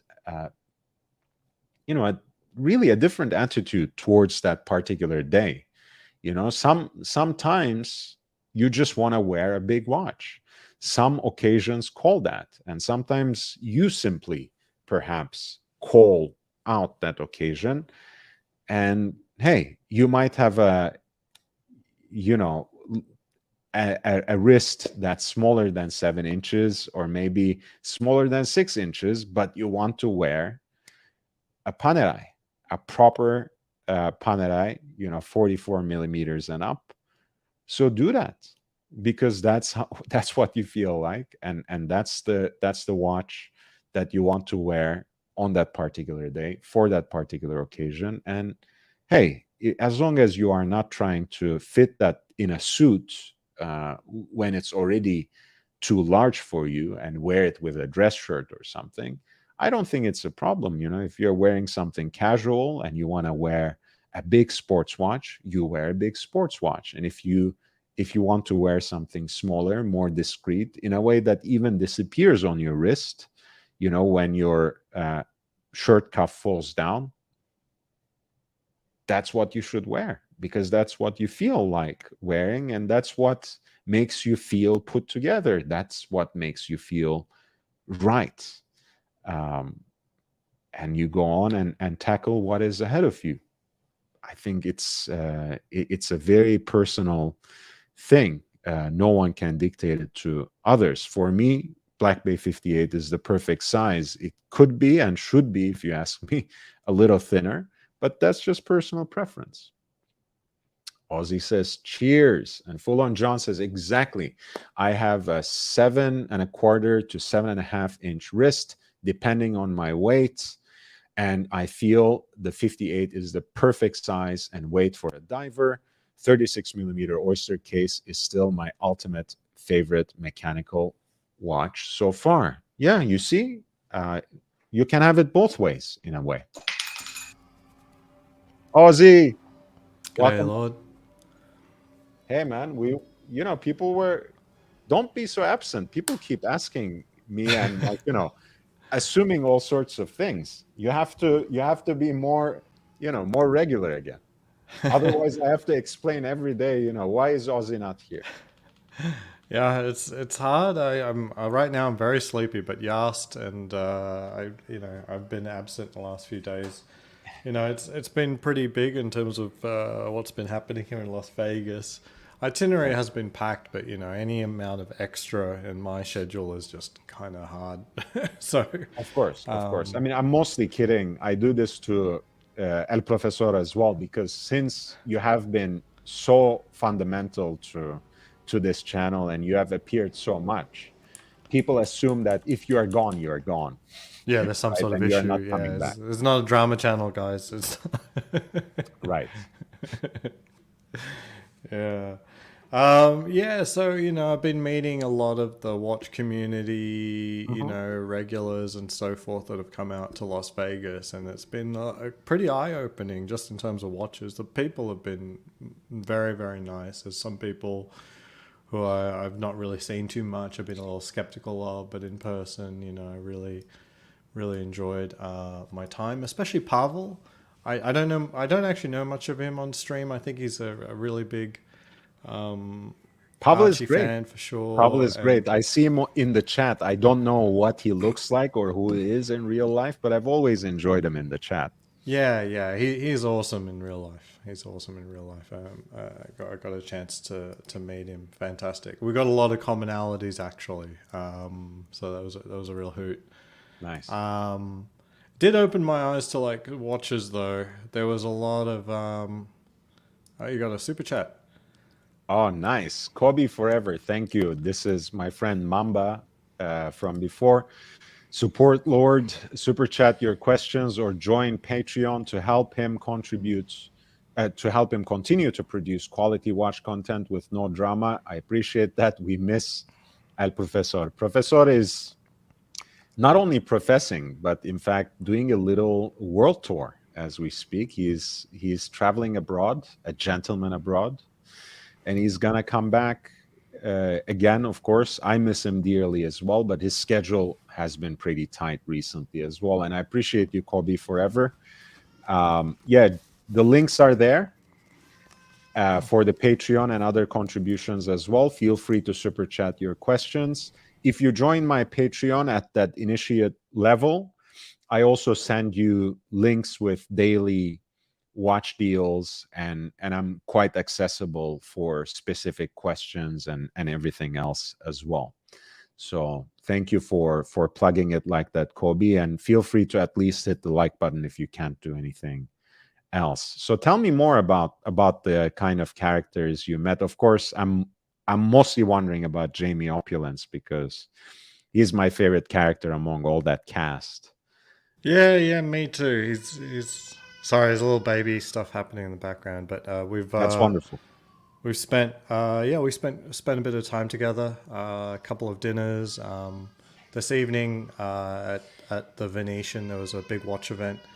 I might take a break for a second. I've just got the baby screaming. Of course, no worries. Yeah, it's hard, man. It's what a time to be childless for me. But here you have someone who is a real father. I appreciate him. We appreciate a lot of what Ozzy does in the community. He has a great channel, so let me drop the link for his channel. I already have him in my featured channels, of course, but hey, if you support me and if you want him to continue to appear here, please subscribe to Oz's channel. And the link is right there for you to click. Welcome Cheers. back. Of course. Yeah. What was really eye opening was just seeing people wear some of the watches that I shy away from, and seeing a few of these things in person. You know, like Breguets and JLCs and Pateks and stuff like that. You know, complications, and Nice. not just like the sport watches. So, it was really eye-opening in what amazing. way? In a way that you start considering some of them perhaps more seriously or more realistic? Maybe, I hope not. That would be very expensive. Right. It's they really love these pieces. I clearly see like the next level of horology, appreciation of the movements and the timepieces and the complications that are offered when you go to that next level. But I mean, it goes with absolutely huge dollar signs as well. Right. I mean, if it's, I don't know if this is any consolation, but I have been in this world now almost for 2 decades, and I learn something new every day. And I keep expanding my horizons, and really the sky is the limit. You know what Patek offers at the entry level or even at the complications level, sometimes I'm not talking about grand complications, is sometimes dwarfed by some ridiculous independent company like Ferdinand Berthoud, which has absolutely no commercial concern. They make about 2-3 dozens of watches anyways per year, and the sky is the limit. It's it starts at $250,000 anyways. And I go to these presentations every time with, with this, stiff upper lip, trying to be emotionless and dispassionate and whatever else. But I get excited very quickly, and it's, you only realize that, hey, here's another watch that I would never be able to get any closer to than this moment right here. And it makes you appreciate them perhaps in a different way and even more. But there's no limit to this, Ozzy. There's no end. Yeah, definitely. It's and also at Horologio today, they have a lot of brands, and I went with Jamie to the JLC boutique, and that was quite eye opening. Like, it's a really close look at the perpetual calendar, I think Polaris? Master Commander Oh, Ultra Master Thin, Control. Master Control. Yeah, that's the one. And the guy there was really, really good. He told us that if you go forward in time too far, there's really no option left for you except sending it back to the factory. Oh yeah, I mean, too far in time in what way? Like, if you click the year through to like 2024, you're going to have to wait quite a while before your watch is relevant again. Ah, nice. There's no retrograde setting function. You got to send it back to the factory. Interesting. All right. Well, don't do that. Yeah. I love you always ask when it comes to these things, like, the hard-hitting questions, like, how can I trip up this poor sales associate, What I did like is that in the center there, I mean, you'll miss it on the dial. There's like a little window in right next to the hands, just north. Yeah, do you see right that here. window? Yeah, Yeah, that's the day and night indicator, right? Maybe on this one. This gentleman described it to me as this window would indicate whether you are safe to start messing around with the Yes. settings. Well, So that's the thing. Basically, you are not supposed to tinker too much between 10 p.m. and let's say, to be safe, 4 a.m. So when it's p.m., you better not touch anything. If you want to arrange anything that's more complicated than just a date, like triple calendar, perpetual calendar, except for very high grade movements that are designed with this in mind. How can we protect the movement if people tinker too much with them? Most of these kinds of complications should not be messed with between 10 p.m. and 4 a.m. or so. yeah. The gentleman described 8 to 4, so really keep it in that lower section down there, and you don't want to mess around with this one. That's right. And look, now that Ozzy exposed it, let me at least tell you what is good and what is actually innovative about this particular take on the perpetual calendar. The perpetual calendar modules that JLC has in their lineup today are basically successors to the so-called Kurt Klaus module, which is something that Kurt Klaus, as the technical director at the time, built for IWC, and they introduced it in 1986 with their Da Vinci Perpetual Calendar Chrono. Kurt Klaus basically came up with this module that you could build on the Valjoux 7750. That would be easier to build, easier to service, and in fact, easier to maintain as well. And imagine, Patek had introduced their perpetual calendar chrono in 1941 with 1518. Until IWC introduced their perpetual calendar chronograph in 1986 with the Da Vinci, thanks to the Kurt Klaus module, there was no perpetual calendar chronograph in serial production. So it was an immense achievement at the time. That's It's been crazy. almost 40 years now, but that's the inheritance that JLC has taken over. In IWC's iterations, a lot of times you can just use the crown to advance it synchronously. In this case, you have a single pusher, but still everything moves synchronously. And apparently, if you go too far, you will lose it. But at least until then, you're well It's covered. yeah, it's when you screw something up and you need to use the factory reset. In this case, factory reset involves the actual factory. It has to pay a visit. Yeah, Doctor Strange is a great watch.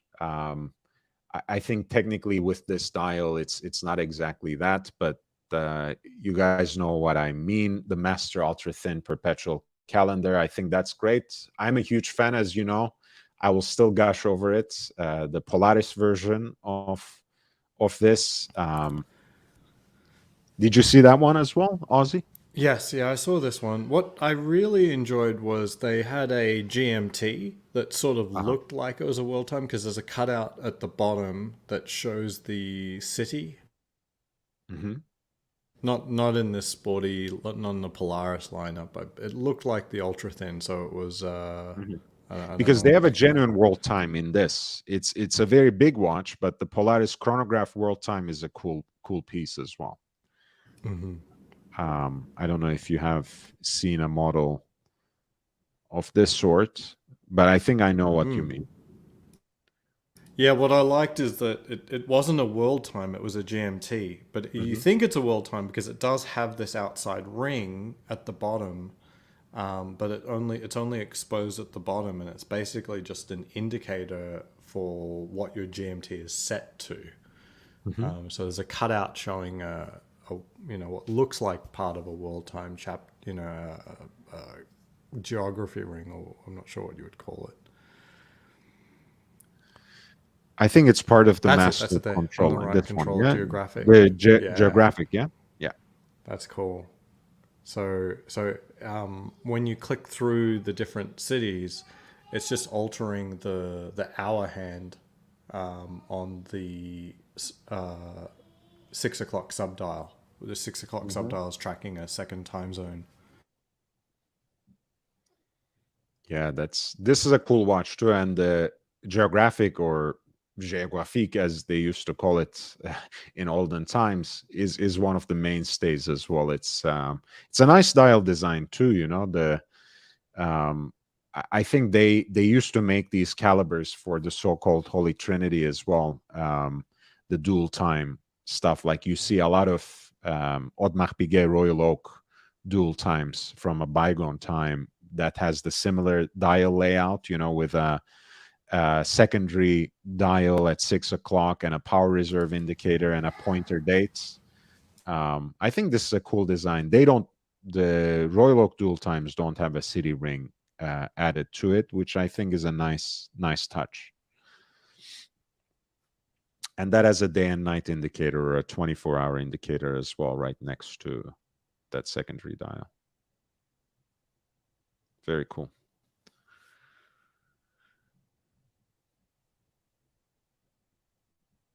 Yeah, and I do like that world time chronograph too, but I think it's like 44 millimeters or something when it comes to the Polaris. Um, let me pull that back up. And that has, of course, right here, an extra crown at 10 o'clock for the ring. And then, of course, the two pushers for the chronograph. Yeah, I got to see a lot of different watches. Things that I wouldn't normally be interested in, stuff that Jamie's more interested in. The Glashütte original. I didn't pay attention exactly to what he was looking at that one. Had a very nice dial, that's for sure. But yeah, it was really really interesting. And you know how I said that I was like basically one watch dealer that I normally deal with, they got their license pulled, so they're out of the game. Right. The other Just one for had just for Rolex or for every. Rolex and Tudor, but they didn't carry many watches to begin with. So, Ah,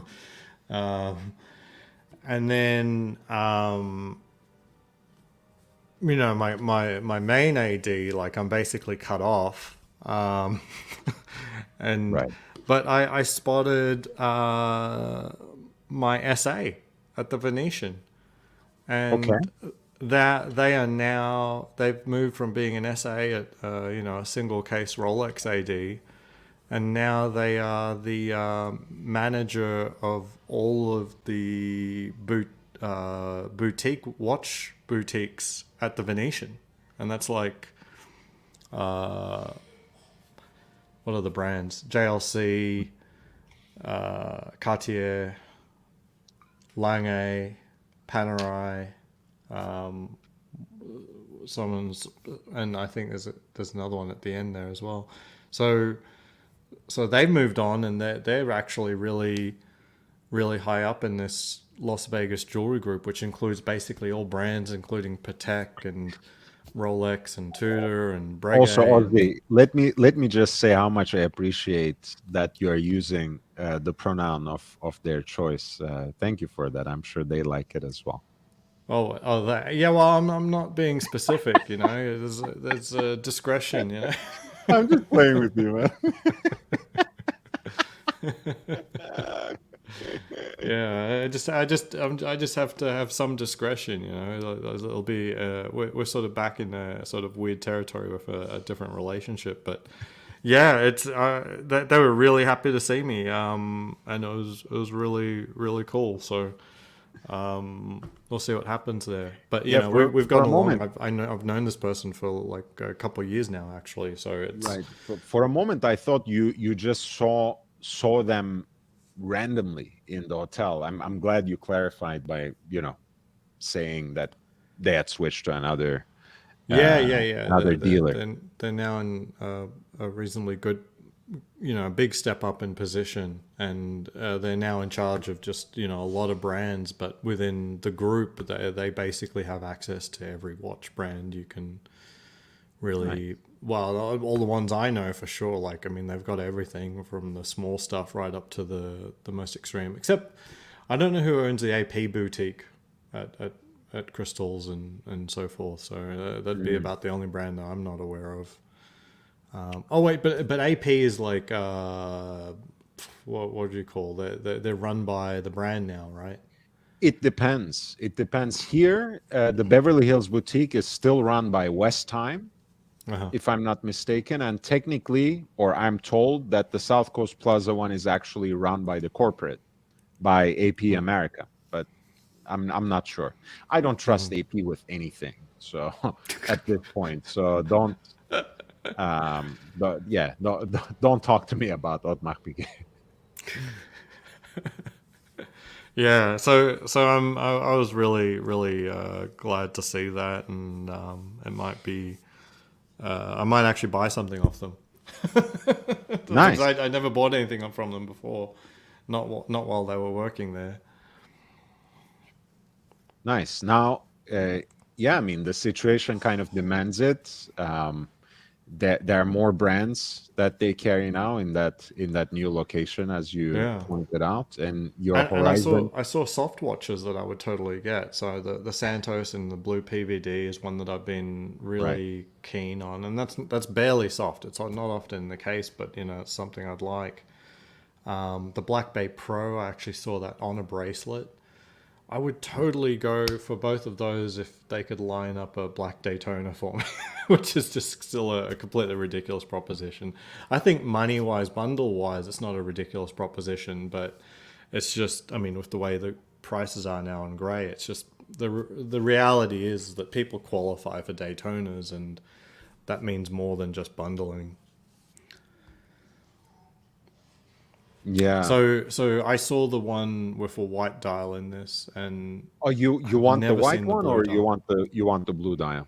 Which one do you actually prefer? I think I've settled on it being the blue PVD. Whether it's the white or the blue, I'm not really sure. I'm leaning towards white just because when you throw it on the blue strap, it isn't quite as, you know, blue, blue, blue, blue, blue. Right. I kind of already have a watch that kind of looks like that, and that's the blue Pelagos. You put that on the blue strap, it's like the whole thing right across the whole thing is blue. Hmm. So I'm leaning towards this one. I think my wife prefers the blue, but I don't know. It's really hard to choose. I tell you something weird. The Cartier guy said. He said this is only in production this year. The blue PVD. Oh, really? I don't know if I don't I've know. never heard that, but This is a young boxer who is more of a social media star than a boxer, but anyway, by the name Ryan Garcia, and he wears one of these on the rubber strap here, as you can see.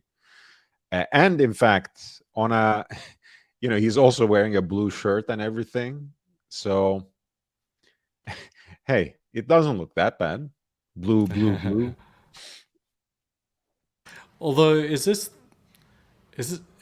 the blue PVD? Because Yeah, if it's blue PVD, I would expect that the strap and the blue, like there would be no steel between the two, is what I would expect. there I think. is. No, We go back to the I think product there is. image. Yeah, let's see. So if you attach a blue Of course. strap to it, it would just be blue throughout. There wouldn't be a strip of steel between the bezel and the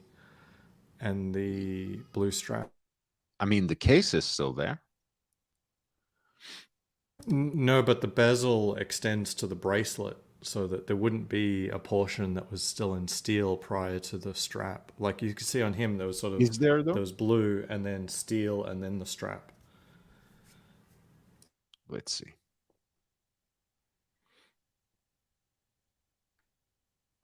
No, there isn't. It just goes into the case, no? And there's that little bit of steel there, but that's not supposed to be there if it's on the bracelet. Let's see. Yeah, if you How- throw this in on the strap in the image. Oh, there's one below. There's one below. Second image on below. Not there. Yeah. So there's no actual gap. Ah, interesting. So I'm not Hmm. exactly sure what's happening there.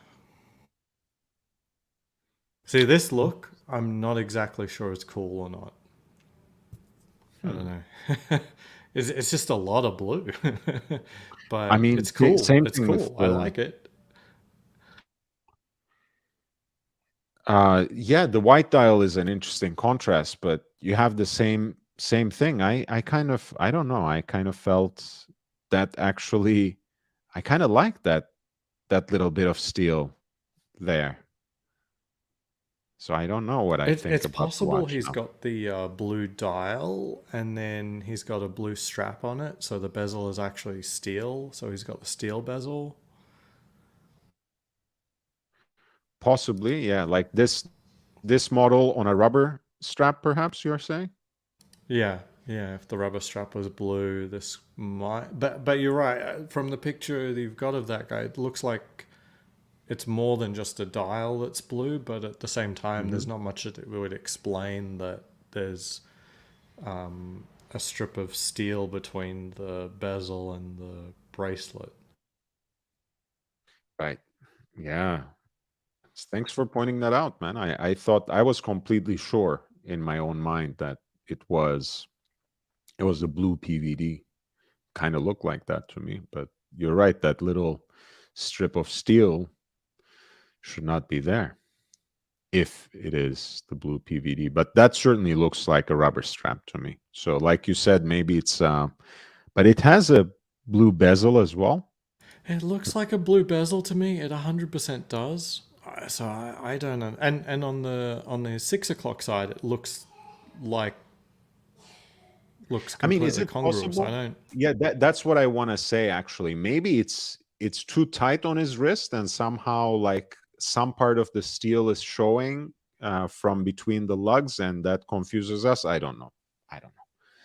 But anyway, so that's more or less how it would look on the wrist, blue on blue, with a blue shirt, even with blue here on the for the poker as well, poker table. Anyway. Yeah. I yeah, I don't know what I want ultimately. I don't know. There's nothing. All of them are beautiful, and I just can't choose between them really. And I've taken pictures of I think every model except for the blue dial, blue PVD. It does concern me that maybe it's going away. I don't like FOMO, but Right. it's But I a think, possibility. you keep telling me that your wife has a better eye for these things, and she says that the blue on blue for the blue PVD looks better to her. Is that am I Yeah, understanding that right? yeah, that's correct. Yeah, she likes the blue and blue. She doesn't care for the recursive thing that I pointed out, where it's like it's bright steel, blue bezel, bright dial, blue indices, Mhm. and so she doesn't care for that kind of thing. She just says the blue looks better. It's really that simple. Oh, man. Um, yeah, in my case, I mean, my ex-wife used to love this floral tie that she had gotten for me. I don't have to wear it anymore, thankfully. But since your wife is here to stay, you you have the liberty to make the choices accordingly. So if she likes the blue dial, you get the blue dial. I think ultimately that choice is made. Don't waste your time. You already know what's best for you. Well, she already knows what's best for you. Mhm. Yeah, Big and then Meech. seeing the Black Bay Pro looks really good on the wrist. Like thickness wise, like yeah, you could hold it out like this, and you're like, yeah, it's probably too much more than it should be. But then you put it on the wrist, it's like, yeah, it's lovely.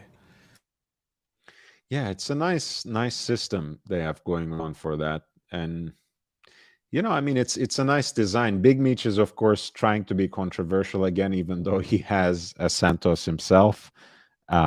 He is actually a big fan. That's the joke, John D. He loves his Cartier Santos, but for whatever reason, it's one of his moods again. He's a huge fan of the Santos. One of the early adopters, at least in this little community, I have to say, before it became that popular, Meech already had a Santos. Corrado Hmm. says, but not vicious. So it might be cheap and nasty, but not vicious. I think it's particularly vicious. It's not necessarily cheap and certainly not nasty, but Cartier is a vicious brand and in the best way possible. What? Big Meech?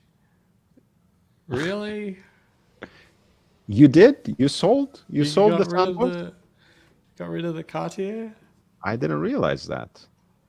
Oh my God. We have the real heavyweight, the owner of the house. He's here with his new title. That's I gave him a new title now. Hey, Lo- guys. Lord G'day. Professor is here. Lord, Lord Prophet. Oh, God. What did you give me now? Shit. Yeah, that's what I mean. Look, if I would rather have someone make use of the title that I've just given up. It wasn't easy to step down, to demote myself, um, to become one of the commoners. So I would rather have you take the baton and Lord. and be the new lord. Okay. Okay. All right. I just wanted to say hello. Good Yes, morning sir. or good Good evening to morning. everyone. I'm. G'day. I've been traveling quite a lot. I'm in the middle of. I don't know. I can show you where I am. Why not? In the middle of the East. Here, I can show you.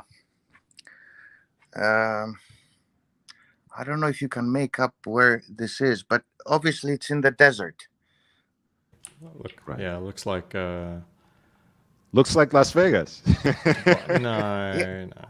Yeah, it is. Okay, here you can see in front of the this is another building, which is it's a government The, building. it's very Dubai-like, but I'm not just Yeah, saying it's it's not Dubai, but Dubai, it's very but Dubai. It's very absolutely. Dubai-like because Yeah, it's sort of like you've got lots of buildings on a freeway, and you got to get to each building using a car, and there's no yeah. real way to walk across it. It's not like a Abu city that you Dhabi? can walk around in. No, no. This is a monorail, as you can see, which is not currently yet used. But this is Riyadh, Saudi Arabia. Riyadh. Okay. Okay. Yes, yes, sir. Look at all the cars. This is like California.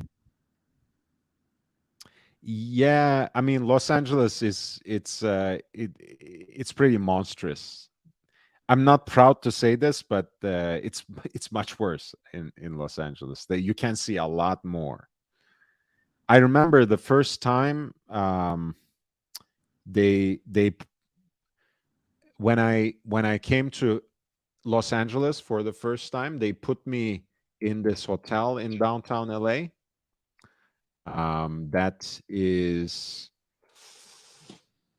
what was it called? I'm trying to Westin Bonaventure, and they put me up. They put me up in this high floor, and I remember walking into the room.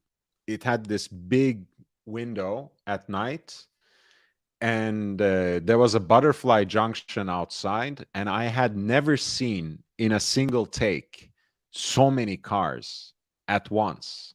It was sublime in the most philosophical sense of the word. It was so overwhelming, but so beautiful in a way, like kind of an aesthetic experience, as if like you saw like in this frame um a postmodern painting or work of art somehow. So many cars, like 5 times that probably. It was crazy.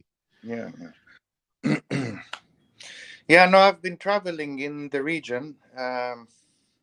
Professor had to go and profess, and I still have a lot of traveling to do in the coming days, and then I'll be back in my little tent, and I'll be properly join you guys. And it's so nice to see both of you. I have a lot of respect. Thank you. I did pay a visit to the to, to the Rolex shop in Dubai when I was in Dubai, Okay. and if I didn't speak Russian, I don't think they would really give me anything or show me anything. At the airport, there was nothing. It was just empty. Everything was empty. And I asked the guy, "Why do you pay rent? Why are you guys working?" Just Professor, by the way, since you were talking about hanging gold down on your neck, with your new title, should we have like proper regalia designed for you for Lord Professor? You oh can my, wear to the broadcasts. oh God, you're gonna call me now, Lord Professor? It's enough. I think I'm upsetting a lot of people by having the name Professor, and on top of it now, Lord Professor. It's gonna be like a not Okay, only I will. exaggerating, yeah. But I'll anyway, I'll, we de- can. I'll Well, We can demote. I'll demote you back to. what do you think about the Deep Sea Challenger? What was it? Challenger. Challenge. I keep mixing all the terms up. It's the name of the trench, the name of the watch, and the name of the submersible. They're all very very similar, and I cannot remember. So the name of the trench is Mariana Trench. Name of the name No. of The the actual depth point inside of the trench is called the Deep Sea Challenge.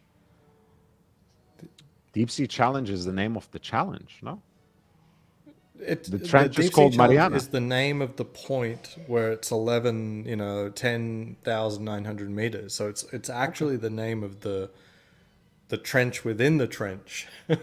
Okay. It's the name of the challenge as well. It's the name of the watch. Same on the watch. Challenger Deep is the name of the vessel. It's the name of the submersible. Right. And the bathyscaphe Trieste is the one from Trieste. 1960. And the watch that was made for that was called Deep Sea Special. Mm-hmm. So yeah. So what do you think, Professor? What of the Deep Sea Challenge, the 50? Or you were thinking about wearing a chunky Rolex watch. Would you wear the Deep Sea Challenge? No, no. It's a statement. It's a statement by Rolex. We can do this, and we can produce watches for right-handed people, left-handed people, upside down people, saucepan people, people who want to use watches for bricks and as a weapon. We can do anything we want, and it will still sell. It will still sell. Um, Would you use it as a paperweight, perhaps? yes, yes, but it's a lot of money for a paperweight. It's a And technical feat. and It's for they for say. a for a paperweight, it should have been in steel, right? In titanium, it's a little too practical for a paperweight. It's not weighty enough. Yeah, yeah. It's again a statement by Rolex that they can produce technically advanced watches. Um, and of course, the synergy between Tudor and Rolex is clear. Um, and they will continue pushing the envelope, both on the price and the technical side.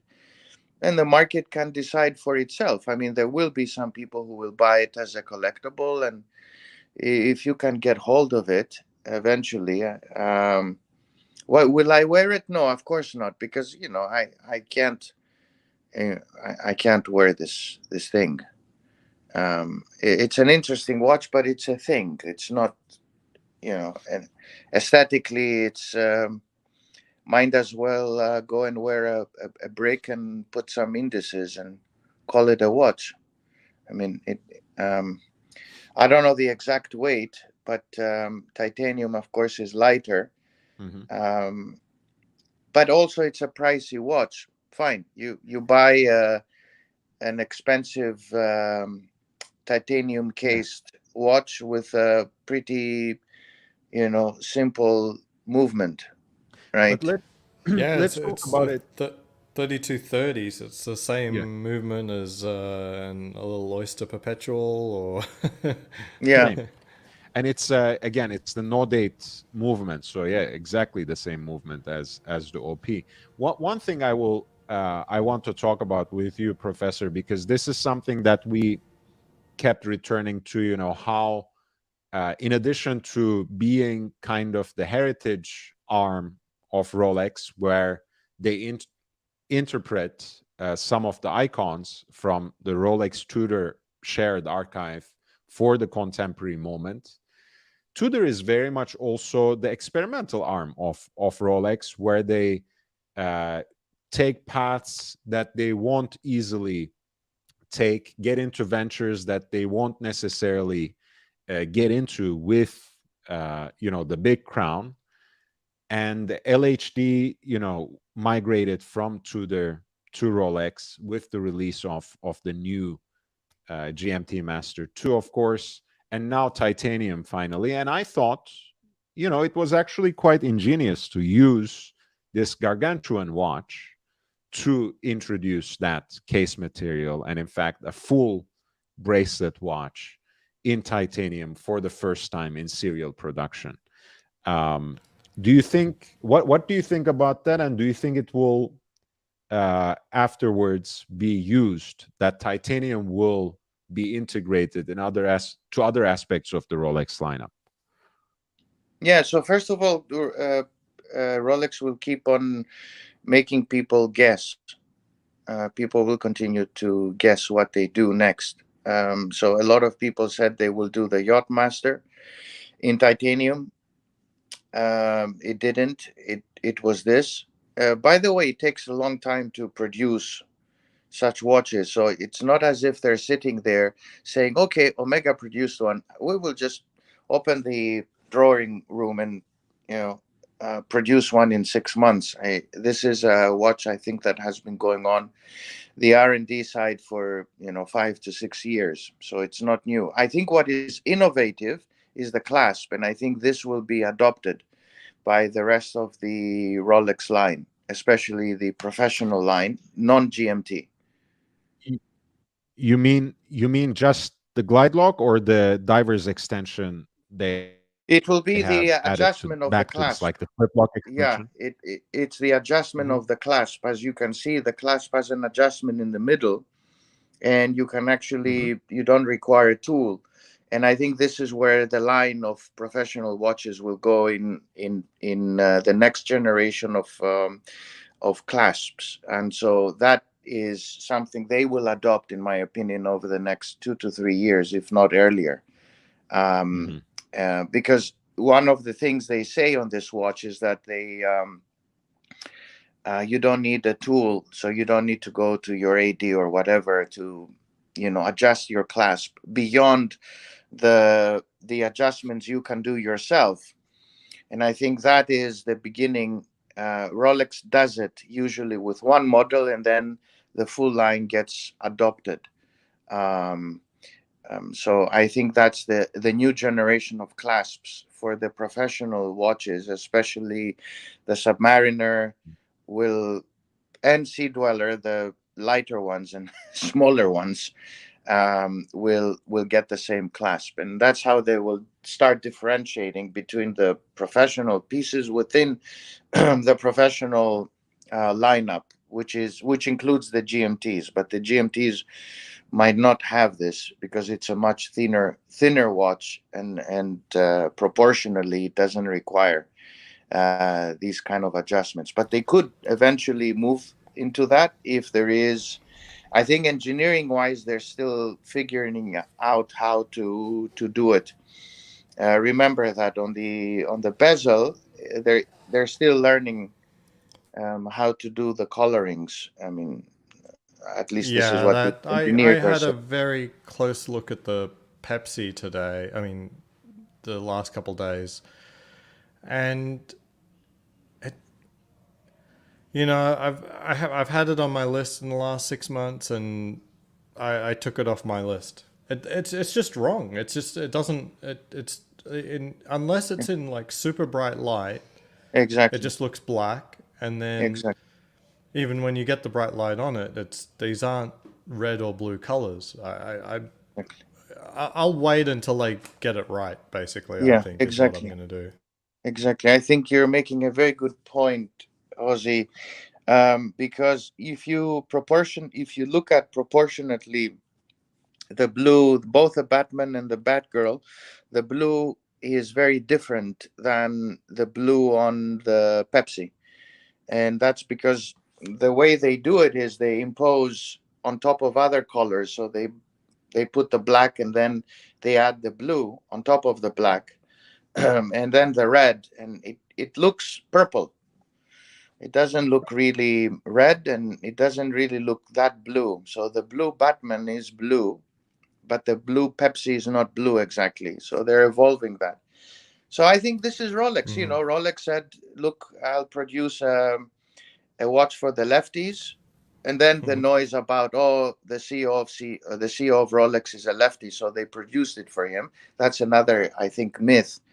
There was the CEO had not arrived when they started looking at this watch.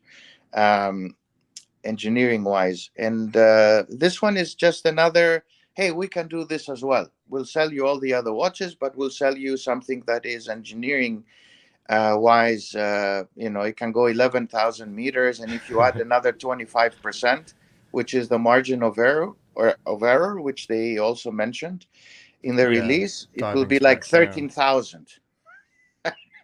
You said two interesting things there, both about production time. That the left-hand drive was probably in production since before. Is it In before? Is research, still. yeah.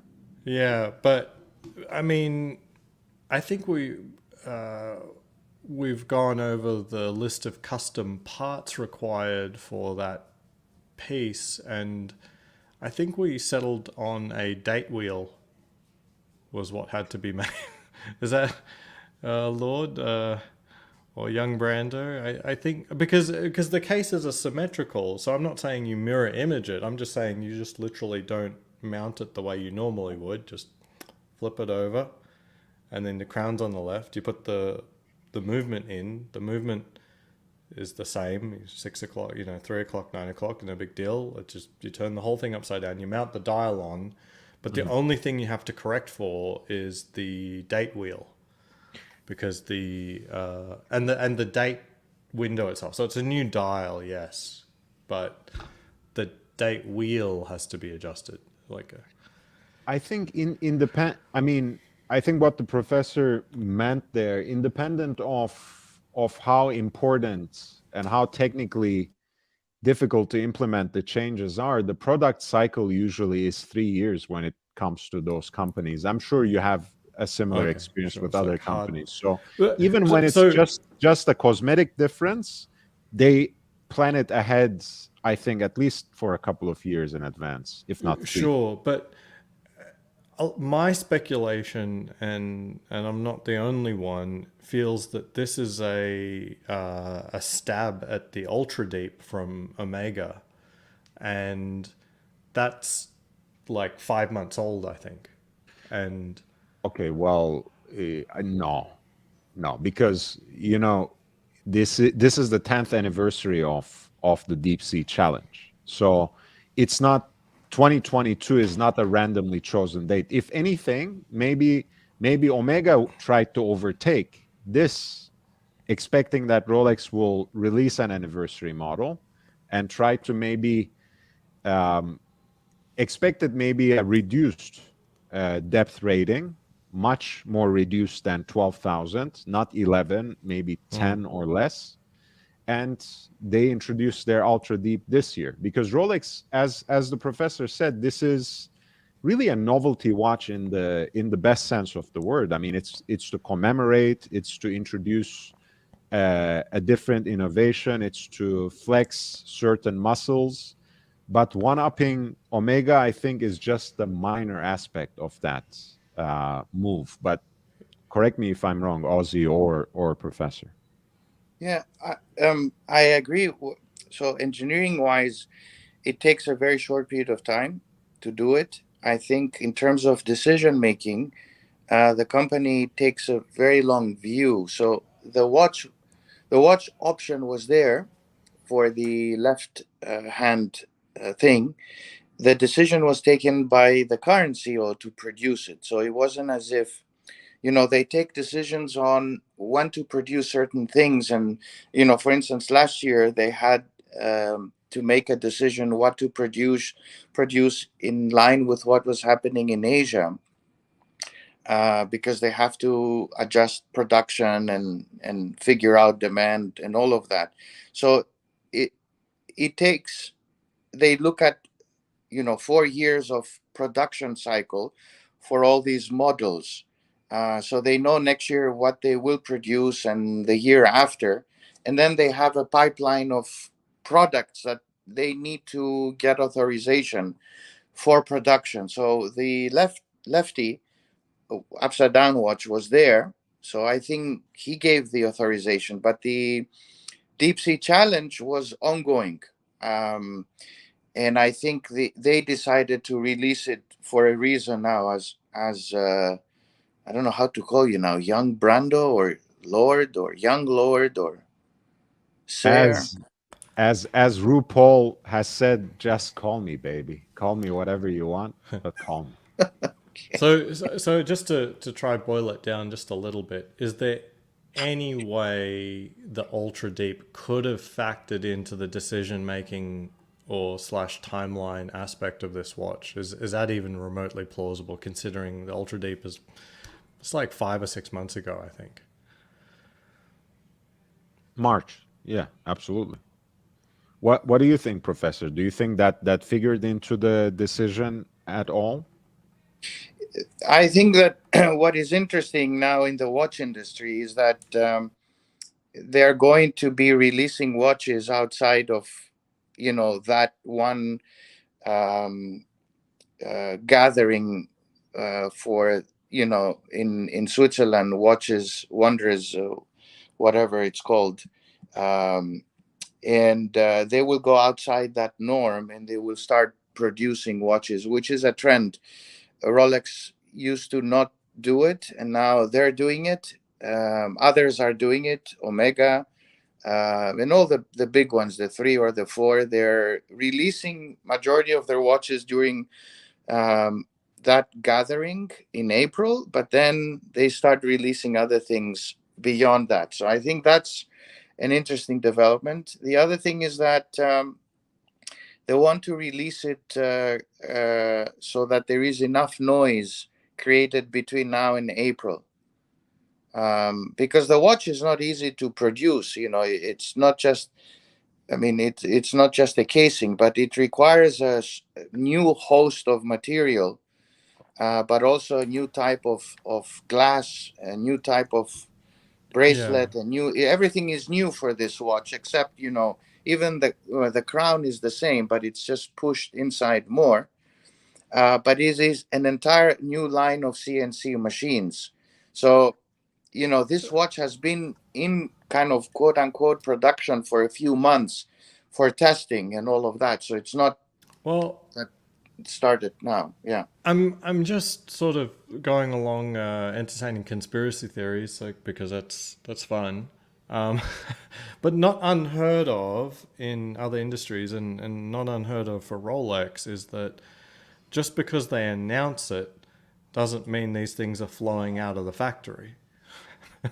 Oh yeah, yeah, yeah. No, like exactly. we say, oh well, this got produced, it's being produced, right? And Yeah, there's yeah, only 5 months into the Ultra Deep. It's like, well, we may see the first of these in another 6 months.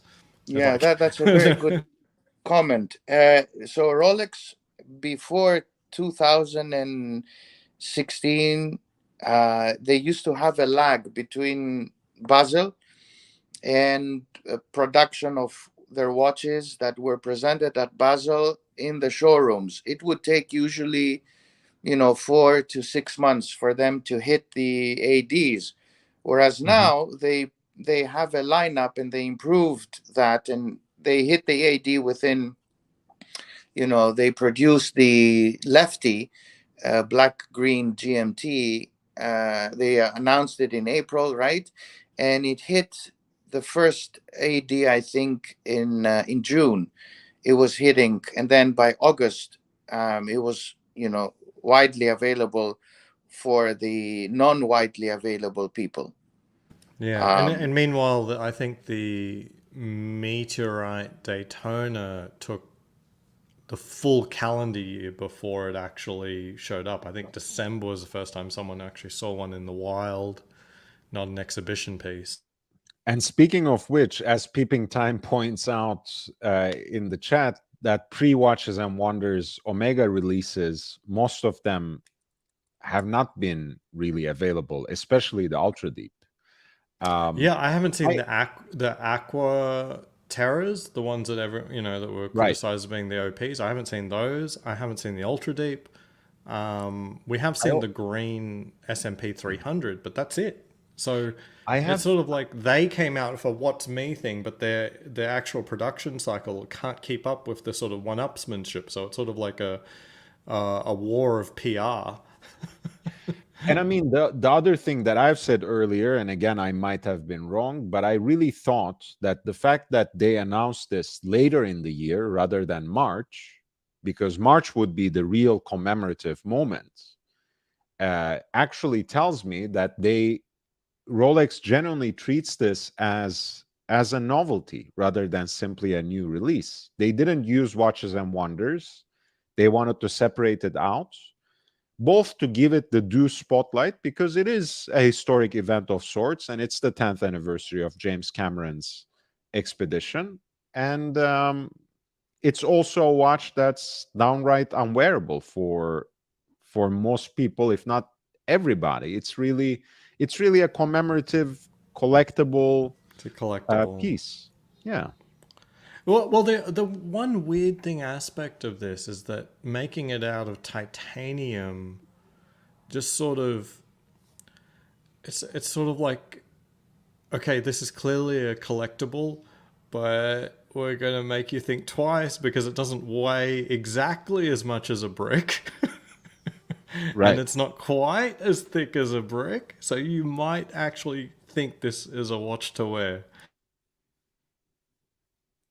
Yeah, the green Seamaster has been available. Yes, peeping time. That's right. Yeah, which, I mean, the titanium material makes it much less attractive as a paperweight. So I do resent that. So my only criticism of, say, 50 millimeters isn't the number. It really is about sort of like design elements. Like I've said it before, I think like the Explorer 36 is incredibly good size for that design. You add a diver bezel on something, and I don't want that to be 36 millimeters. In the case of a 50 millimeter watch, you need to have more elements on there to deserve that size and not for it not to be goofy. So like the Ploprof makes sense from that perspective. It's like, do I want a 40 millimeter Ploprof? It's like, no, that doesn't make any sense at all, because the design elements just don't lend that to being a 40 millimeter watch. So it's just a case of, you know, this just looks like a Submariner on second, on 2 or 3 sessions of juicing, you know, getting the roids in there. It's like, okay, this is the result. And it's not really a case of like there's actually more stuff on it to warrant that. Maybe they're a little bit constrained because the original Deep Sea Challenge watch was literally just a full steroided up diver, like with no real design elements apart from just it's 2 inches thick. And well, I mean, actually, I think at that moment, I think that was much more interesting to me in 2012 when I saw that watch. I appreciated it because unlike the Deep Sea Special, it didn't look ridiculous. It just looked like a gigantic model, like you said, the juiced up model of a Submariner / Sea Dweller, right? It kind of visually belonged in that family, whereas the Deep Sea Special as it is, just looks very experimental and very out there and truly like a submersible itself, not like a wristwatch. This one looks like a wristwatch, except, you know, it's a little too big for that purpose and without any justification, as you said. I think in terms of I just want to make one note on specs. Going for 11,000 meters, this is the ultimate. Like the Rolex have gotten to the point that they needed to with this watch, and it is the ultimate. And so this isn't literally a race. There's no way you can one up this watch, even if you had a watch that comes out at say 22,000 meters. Literally meaningless. There's no point on earth that's deeper than this watch can go. So if you have a watch and could go more, it's really extra pointless. So it is very important that Rolex did get to this 11,000 mark, and there's no more room for anyone to one up it from here. So it's a very big coup, I think, for them. They saw that they were potentially in a race. You know, that's what I feel like. We're in a race, so where do we go? Like, we should just go to the end, and then 11,000 is the end. Like, it doesn't It's sort of like if you had a mountaineering watch that was capable of like 75,000 feet. It's a meaningless number.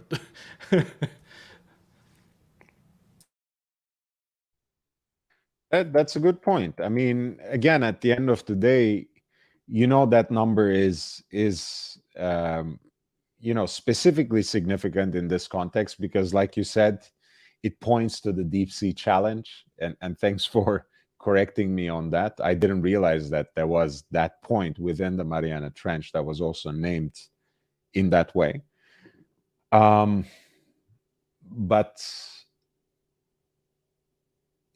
yeah, I mean, look, people can do pointless things that can't be achieved on this earth, and use it for at least innovation for innovation's sake, like kind of an art for art's sake thing. Movies that don't necessarily have a particularly exciting plot or even a point, but kind of satisfy you from a photographic or artistic perspective.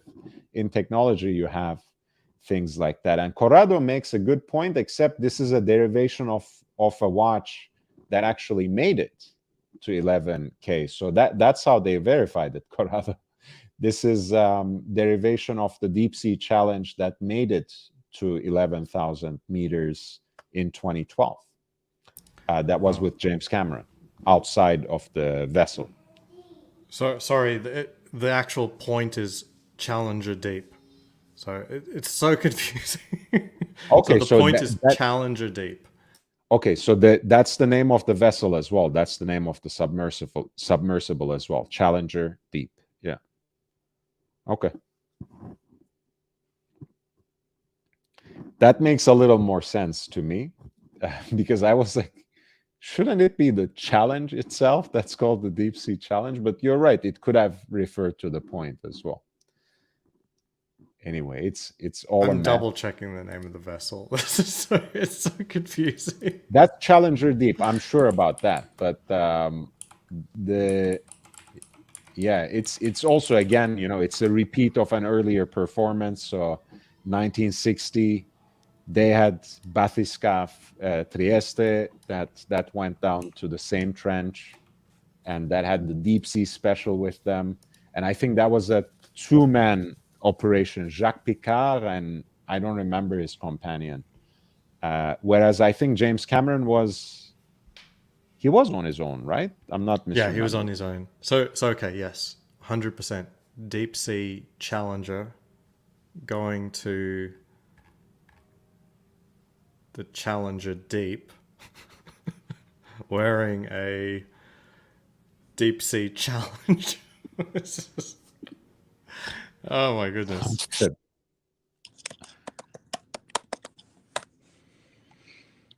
Lord Professor, how are you doing? Lord Professor. Lord, the little guy. I can see the little guy. Hello there. He usually runs across and slams the door, but maybe we just didn't hear it this time. My final comment. I have to run, guys. I'm sorry. I need to go. But my final thoughts is that Rolex said, "Hey, you want a watch?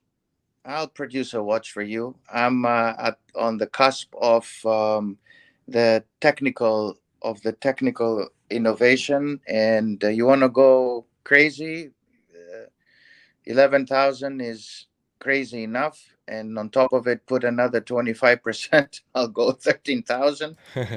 Ozzy is making a good point about how many are they going to actually produce. Will it be widely distributed, or will it be one out of whatever? And that will depend. It could be a collector's item. I don't know. I mean, will I wear it if I'm given it for free? I'll wear it occasionally. I'm not gonna cough up $17,000 to buy a watch like that. I'll keep it for something. 26,000. Yeah, Oh, 26,000 is the list price. I don't know if you have some special discount. Please let I me know. toyed with the idea, like if it was somewhere around the current deep sea price, which is very expensive. I think it's about 15, but I was like, I could toy with a collectible. I toyed with getting the James Cameron, but 26. I mean, I'm gonna leave that for some other lucky sucker. no, no, It's really 26. very Sorry. expensive. Wow, Yeah. that's a lot of money, guys. No, yeah, I thought it was 17. Sorry, 26 is crazy. Not for me. It's such a high number. It makes me wonder, like, it's so high, I could foresee it being an issue. As in, they typically will never reduce their numbers once they've announced it. So they got very little room to move. They maybe an AD could get into a discounting game if it's very high. I could easily see this needing to be discounted, even if they're only delivered like 2 or 3 a year. You know, it's per AD. If it's really mass production, I have no doubt they'll sell 2 or 3 in total. Oh, yeah. I mean, look, the collector's game is so different. I'm sure for some people, price is not even an object. And I know a lot of people have this hang up, and I used to as well, until I've seen how certain high horological brands finish it. But some people will just say, hey, I would never pay more than $20,000 for a titanium watch. And Hmm. I'm sure people said that about the Royal Oak when it came out, because it basically cost the price of a sports car and an entire a luxury sports car and an entire fleet of Submariners. I think you could buy like 2 dozen Submariners with a Royal Oak, and that was insane price for stainless steel. But all Yeah. of that being said, with all due respect, except for its dimensions and technical capabilities, I I don't see from the visuals anything special about Rolex's use or finishing of titanium. It's not like how Lange recently did the finishing of the full bracelet in contrasts of brushed grain and polished, mirror polished surfaces for the Odysseus. It's not like Laurent Ferrier does for their cases, with this incredible shine they give it to the titanium, which makes it look like a luxurious material, much more than steel in a way. um yeah, I don't know. What do you think, I'm gonna Professor go, Mobley? guys. Okay, you're Sorry, leaving. I No have to. worries. Take care. Have a great day, Professor. Bye, Nice guys. to see Bye, you. bye, Ozzy.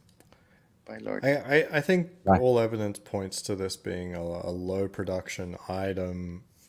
I think what's really important for Rolex is this does introduce titanium. It Right.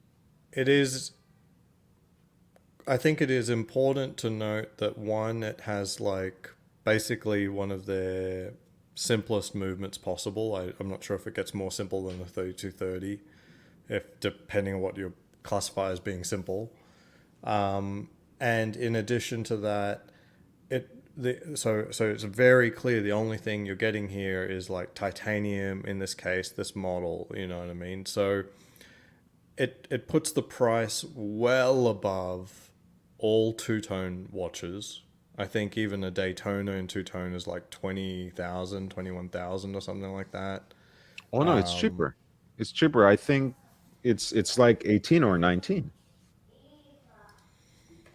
Sounds a little close to the steel, which is now pushing 13.5, but yeah, Let's see. I mean, basically we it's can double way check. above two-tone, but certainly under gold. And there's still a lot of room to move. Like, it would totally be possible to see, say, a Submariner in titanium that was only like $2,000 more than a steel one. Not that I'm suggesting they should do that, but they've given themselves a lot of room, and they could justify that because this is the deep sea challenge. Oh, wow, yeah, 18K, that's a bargain, to be honest. Yeah.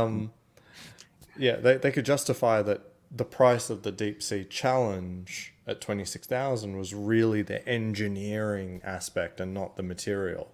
So that they haven't really fixed a price point for where exactly titanium should be, except that it's underneath gold, probably above steel, two-tone. Maybe it's above two-tone, but they've given themselves a lot of wiggle room, because it's like, what am I paying for with this watch? It's like, yeah, titanium. It's not the movement you're paying for, but there's this $11,000 achievement basically. So it's complicated, but they've given themselves room to move. They've created the ultimate dive watch. But going back also to talking to Professor, and like, I wonder how much this is a vapor release. Like, I mean, how old is this really? Like, I mean, is it plausible that Rolex could have dreamt this up 3 months ago and just put out a whole bunch of CGI? Like, Look, there's I mean, barely even a single prototype, but they're just confident on numbers that they could actually make it happen. well, I mean, the prototype was already done a decade ago, no? Wow. In titanium. Yeah, I mean, but again, Tudor does titanium, so it's not like Rolex has to go to the other end of the country or really contract another supplier to make a titanium case. It really Yeah, seemed yeah. like a matter of time after Tudor came out with the Pelagos, which is almost a decade ago itself, no? Not sure. I don't think it's a full decade, because Black Bay is a full decade. I don't know when the I think Pelagos Pelagos came was out. 2013 or something. Like, it's coming up like quite Yeah, soon, I that sounds think. plausible. Let me see. So, I think they had everything lined up. I'm not going to resist too much what you're saying, but I really do think that they had this planned, because it's like, it can't be a coincidence that it is exactly 10 years from 2012. They clearly wanted to commemorate um, the Challenger Deep uh, expedition. That's fair. That's fair. It looks like more than coincidence. That being said, I still want to entertain the possibility this was dreamt up a day after the Ultra Deep was announced. I mean, again, I They, don't they, have they have any. enough knowledge to do a paper release and be confident of it coming out the way that they say it is. I mean, what will really be the test is, like, do we actually see these in on people's wrists next week? So it is actually Wow, a 10 years 10th of the anniversary. Yep. Pelagos. Woo! So yeah, look, I mean, again, I don't have any. I'm not speaking. You are speculating. I'm speculating too. In my case, I think it's they have had a certain expertise already established for an entire decade in making titanium watches. Nothing of this size for sure, which wasn't even close to anything else that they have in their lineup. And also, they had already the watch, and I'm sure prototypes leading into that watch from the actual expedition in 2012. So it's not like they needed a lot of Yeah, R&D for this product to be yeah, brutally I honest. agree. Which can, which by But the to way, which by the way can go both ways. Can support my argument, can support your argument as well. So yeah, I agree. Like, you're saying the engineering challenge, the step isn't too far removed from what they may have had. I'm also saying that, but it still feels like an actual release. Just say starting at the Ultra Deep announcement to now getting a watch into production from scratch, even with all of that base done, would seem like a stretch to me. However, it would be more than enough time to understand exactly what the specs of the watch need to be, because they've got the specs, pressure requirements, etc., for the actual, the prototype watch, on the actual Challenger on the Deep Sea Challenge. So they've got the specs. They understand the properties of titanium and its comparison to steel, what dimensions are going to be required. Because if you look at the videos for the Deep Sea challenge, the James Cameron thing, it doesn't appear to me that Rolex had to go through many iterations before they came up with a watch that actually could withstand it. It doesn't look like they went through more than a few prototypes. They knew what they needed to do on paper to make steel work. I think they're in the position to know what they need to do to make titanium work. And it's completely, to me, it's plausible that this could be just a paper release. And I will be proven wrong if I simply see people actually wearing this watch, because I don't think we've got any example of anyone literally having this watch. Like, is there a Hodinkee article or something like that, or a Revolution watch thing where they got hands on with this thing? I think I've seen like one wrist shot somewhere, but let me see if I can dig it up again. Let me see. And it didn't look absurd.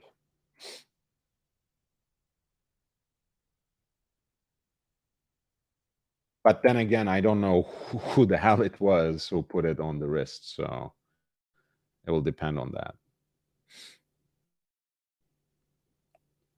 Okay, it looks like Hodinkee has an article where they took photos. Yeah, like a wrist shot? Table shots.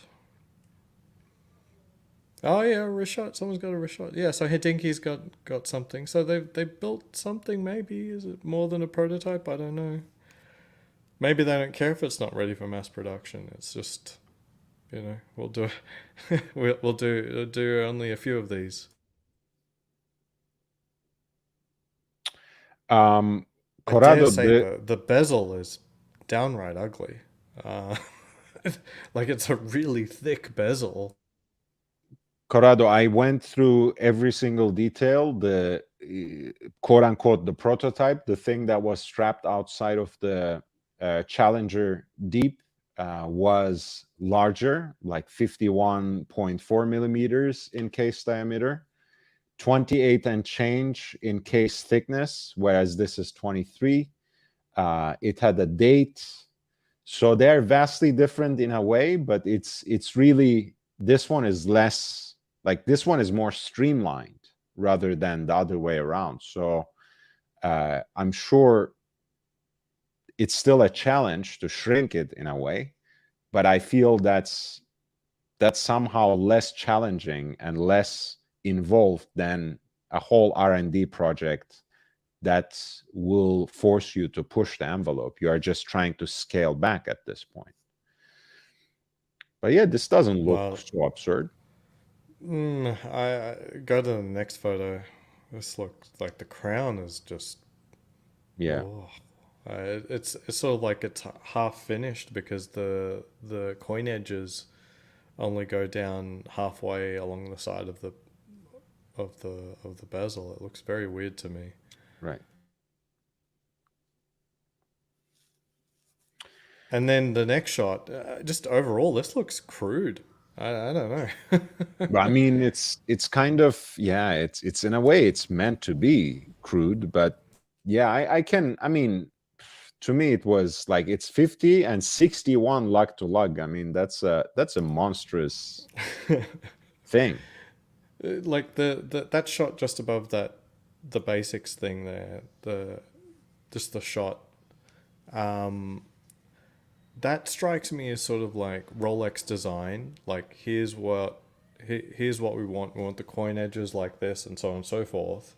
And they still just had Tudor level tooling, because the Tudor designs are much more. We have straight cuts, consistent, and you're not going to have these angular cuts that sort of scoop out things like on the coin edge. It's very hard to do. You need a very high level of precision, and this just seems like they're doing Rolex design features and angles and swoops, but with Tudor level tooling. I'm not sure. Maybe I gotta see something in person one day. I'll change my mind, but This looks like a Tudor to me, but much worse. Because with a Tudor, then they're not creating designs that require such precision. I mean, yeah, that's a pretty strong statement. I can kind of see what you mean, but oof, yeah, that's harsh. Yeah. Like the links here, they look very straight cut, which is exactly how it is on my Pelagos, but you know, it's just kind of not how I would expect a Rolex bracelet to look like. Like the links on the bracelet, they're very, very straight cut. You know, there's a lot less nuance to it.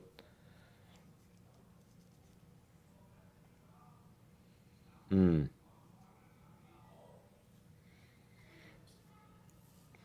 There's just something very crude about this. I don't know. It doesn't feel like a finished product to me. But that being said, the original Deep Sea also was very much like this in that the Right. 1166 was it had like a 20 millimeter bracelet on a 44 millimeter watch, and you know it was not really fleshed out like the 126660 ended up being. I think, you know, this is an interesting juxtaposition that Rolex Passion Report on Instagram did. That, I mean, I think it shows the evolution pretty well from the watch that was strapped on Challenger Deep in 2012 to the production model that we have today, a decade later. And then, you know, you also see the Deep Sea Special, which was an even more unpractical watch. So to me, it's more reminiscent, but in a way, slightly more reasonable and visually familiar and potentially wearable for certain people version of a Rolex diver watch than the Deep Sea Special ever was. And that was never really produced serially. It was like produced probably less than 10 examples that they gave out to some of their most important dealers. Like there's one in the Bayer Museum in Zurich, on the Bahnhofstrasse. But yeah, I mean, in that way, having descended from this, it starts looking a lot more reasonable. I like to think of it from that perspective rather than thinking from the Submariner, to which it compares quite badly, of course, for a daily wear. I would rather think back from Deep Sea Special and see how much more visually recognizable and within the limits of reason it is. I'm not going to say practical, but certainly Sure. reasonable. Now that we're looking at the crown, 3 dots a trip lock. Is this dot dash dot also found on the current Deep Sea? No, I think that's a new. I Is think that's a brand new. titanium iteration. I think. Let's see. Let's check it out. That's because they do these things with different materials too. If you remember, Yeah, I remember there different materials was have different like if it was combinations. gold, there was. Geez, I forget what it was, but it was because the Watches of Wonders had a Yachtmaster in it and the crown, and it was like, well, there's only 2 Mhm. watches that have that particular crown signature, or however we want to call it.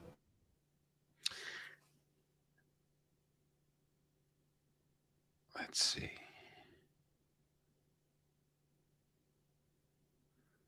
Do we have a shot of the Deep Sea James Cameron? We'll have to go elsewhere. Why don't I also say crown?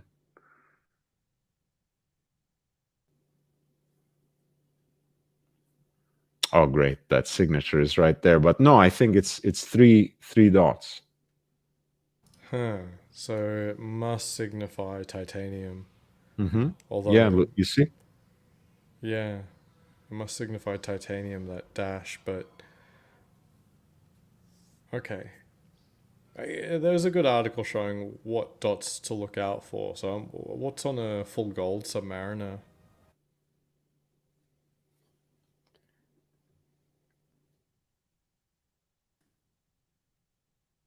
I don't remember it off the top of my mind, but here it is. But this is that's a vintage model, so let's see. I think it does it remain the same? The middle dot is bigger, something along those lines. It wasn't a different thing. It wasn't. There were no dashes before, but I think the middle dot is big on a precious metal. Right, or is it slightly out of line or something? I think it's something like that.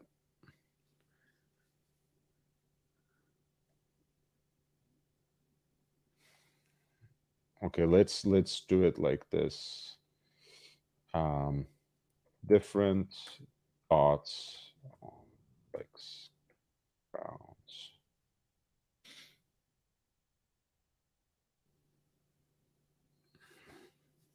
There we go. There it is. So twin lock and trip lock are different, and then steel and yellow gold are basically the same. White gold has different, platinum has different, and the dash combined with trip lock is like a different expression now than anything else. Platinum, yeah. The size of the dots. So white gold does have the, but yellow Bigger. gold shares the same as the steel. Interesting. Let me have a quick look. I'll have a quick look at my watch, see if I could find the ones that are odd one out, because I'm not certain all my steel watches have only those two signatures. Let me double check. Especially the Explorer. I'm going to double check. I know the Explorer 2's got the underline. I don't know about the Explorer 1.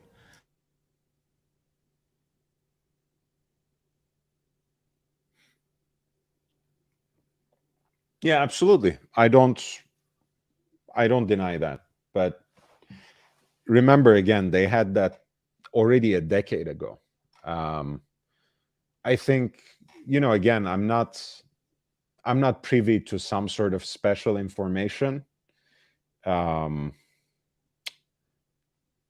don't have any insider info, no particular skills of divination, but I side on the fact that this must be a product of a longer cycle. It's a commemorative release. I don't think it has little to do, if anything, with Omega's release of the Ultra Deep. But that's just my read, and I have no certain way of proving it. Marcella Time says the same thing that we just pointed out here in this diagram. 904L stainless steel has still the three small dots. Gold, white gold in this instance, has two small dots, one big. And then platinum has two big dots, one small, and that's what we see here as well. So the only one not listed here is Everrose. And so Yeah. this is my wife's Everrose Yachtmaster. And which one do you think it has? Can we get a little focus? I think big dot in the middle. Focus. Wow, it's really having a hard time. Let me just do that first. Come on, there we go. There we go. Big dot in the middle. Yeah, so just like white gold, basically. Yeah. Hey, Junior. Yes. What's up, Junior? Very useful. You finished your movie? No. Okay.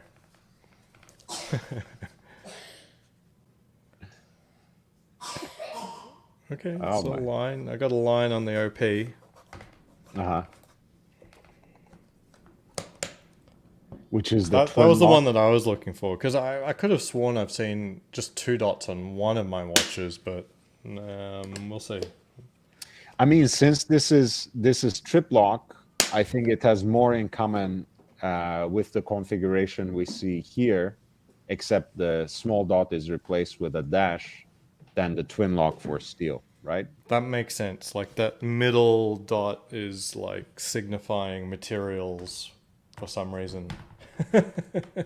Yeah. Hey, Gandog, thank you for being here and thank you for your commitment for the upvote. Yes, hit the like button if you haven't already. Just that little bit of push gets me to a larger audience, so it does make a difference. I appreciate it. If you got anything from this stream, give back by just hitting the like button. It does really help. And yes, we'll do So more what is the features difference between trip tomorrow. lock and twin lock? Because it doesn't seem to make a difference in actual water resistance rating. You sure? Isn't the GMT Master, for example, I mean, in the current production line, isn't it less? Doesn't it have less depth rating than a Submariner? But it also has a trip lock. It does? Yeah, and so does the Daytona, but not the Explorer. Like, come on, focus. We could do this. There we go. There we go. 3 dots on the GMT. Mm-hmm.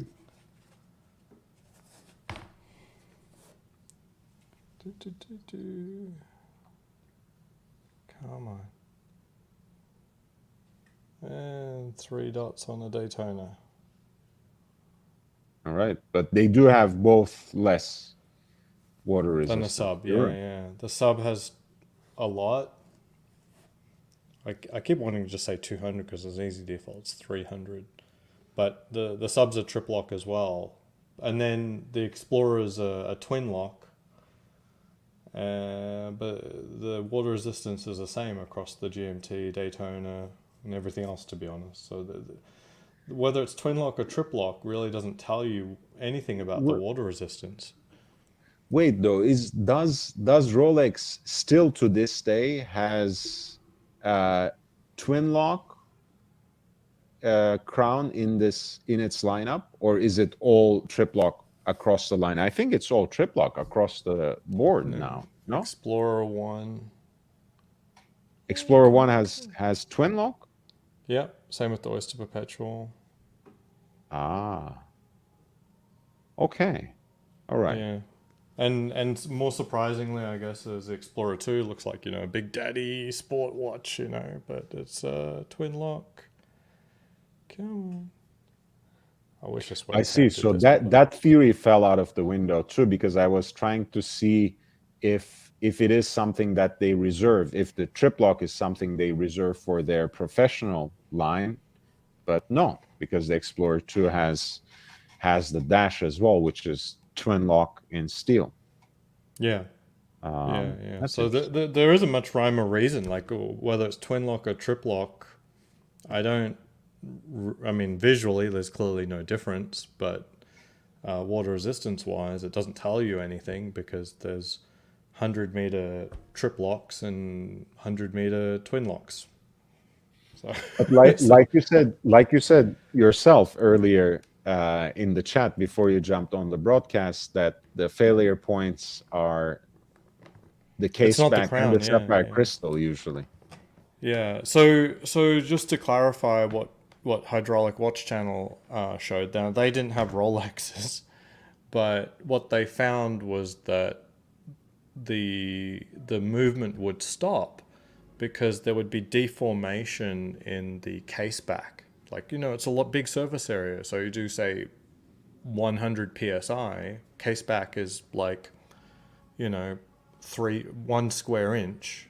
You got 300 psi. But on the crown, the amount of area exposed is like barely like 2 millimeters for that crown stem at most, So you're not talking about a lot of absolute pressure. Yeah, PSI is high, but you need surface area to to start cranking it, and the case back will start impinging on the movement and eventually crush it, stop it.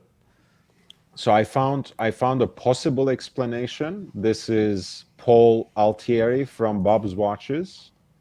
He says it's mostly a design issue, a design concern, an aesthetic concern. He says while the Daytona GMT Master 2, Yachtmaster 1 and 2 watches only have a water resistance rating of 100 meters, the larger trip-lock winding crowns are more proportional to their designs than a twin lock would be. The remainder of the Rolex models, they date Oyster Perpetual, Sky Dweller, Milgauss, Explorer 1 and 2, and so on, still have twin lock winding crowns. I mean, it's one way to approach it. I think it's a good point. But then again, an Explorer 2 is larger than a Yachtmaster 1, and significantly so in a way. It's very big, but its crown is actually very slender. Right. You mean the crown guards? The actual crown is small. Oh no, yeah, because it's I mean also because that's the twin lock, right? So if they did the trip lock on it, it would have been a larger crown as well. Right. Yeah, the width of the crown. But yeah, it's I guess that is consistent. It's sort of like, so you go trip lock and you get this sort of like, it's almost like 3 or 4 millimeter width crown. Right. Everything else is just like, it's barely an edge. But I mean, that's really design dictating how much lock you get inside there. It's really not motivated by water resistance, unless you say, you know, they make it bigger and it's not actually a design element, it's just a utilitarian thing, and you're not going to find a Submariner with a dainty crown. But I don't know. I think the crown, like where's Big Meech? I think overall, I think the crown is a little bit overrated in terms of how much it contributes to water resistance of the watch. That's you mean against Big Meech, or? Yeah, but Big Meech doesn't think a watch can have good water resistance if it doesn't have a screw down crown. Wait, what are we doing? Are we pretending that Big Meech knows anything about watches now on this channel? That's just it's like a superstition that he has. Right, like exactly. It really doesn't mean anything. Like if it can't be a sports watch if it doesn't have a screw down crown. That doesn't mean anything. Well, I mean, look, here's the thing. If you're talking about the Royal Oak, from a design standpoint, yes, the brutally modernist aesthetic might make you think it's a sports watch. But I would say, yes, with 50 meters of water rating, which it wouldn't even withstand, like if you hosed it down, you might say something about that. But I think, anything with 100-meter resistance, with or without a screw-down crown, is a real, it's the real deal. I mean, that's a sports watch. You don't need to be diving deep with your watch or have at least 200, 300 meter depth rating with a trip lock crown for it to even count. I think that's a little ridiculous. But yeah, Corrado says, for example, he has a Hamilton with 100 meters without a screw down crown. Yeah, absolutely. Again, I think Royal Oak got stuck with that because of the design. Sorry, you're muted, I think. Sorry, I got to go. It's quite late here, and well, my son did nap in the afternoon, requiring a little bit of extra Disney time. Give him some exercise or whatever is needed to put him back to sleep. Hey man, it's lovely to see you again. Thanks for also pointing out that this is not a drama channel. When you don't show up, it's because you have something more important and something better to do, not because we are fighting or beefing, behind the scenes. So it's good that people know that. And thanks for being here again. Much love to the family. Uh, Thank you. Cheers, everyone. Have a good evening. take care. Take care. Nice to see you. All right, guys. I have about 10 more minutes. So if you have any questions, anything that you want to be addressed, feel free to send it to the chat. If you want to send it with a super chat, it's even more welcome. I appreciate you in either case. Today, we mostly talked about Rolex's new release, which was the Deep Sea Challenge. It is, in many ways, a commemorative watch. It is for Rolex a way to introduce titanium as a primary material to their lineup. They also came out with a new clasp, which has a different version of the glide lock, as well as an extra flip lock extension. And all of these aspects of the watch are features that might migrate at a certain point in time to other aspects, to other models in the Rolex lineup. We talked about how this watch sits in terms of Rolex's history. Of course, most recently, it's a more more humble version of the actual Deep Sea Challenger that accompanied James Cameron in his expedition into Mariana Trench in 2012, having been strapped on the vessel, on the submersible itself. It is also, in a way, the standing proof that a lot of what Rolex does in the Tudor lineup through Tudor as a brand is experimental in the way that the materials they use, the techniques they develop, the different interpretations of design they come up with on established icons will find their way back into the Rolex lineup, which is what happened with the left-hand drive GMT Master 2 this year with the Watches and Wonders release, which is what's happening now with Rolex's top-of-the-line dive watch in the Deep Sea Challenge, following the line of the Pelagos that was introduced in 2012 as well, incidentally, as a dive watch executed fully in titanium case and matching bracelet. And we have also talked about, of course, how Rolex has had a history, having produced with the Submariner one of the first modern dive watches right in the wake of the Blancpain 50 Fathoms in 1953. We have talked about how Rolex always had a close connection to not only the frogmen who were issued Rolex dive watches through their service, but also with commercial companies such as Comex from 60s onwards, where Rolex even had specific references, such as a 5514 that they made exclusively for Comex.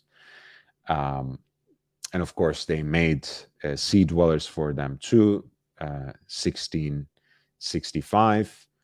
And a lot of times you'll notice them, they have to fall into certain serial number ranges. Of course, always be careful, always consult an expert, always buy the dealer first, but they have the Comex stamp on the dial. They are very special, they're very collectible, they're very valuable in the vintage market.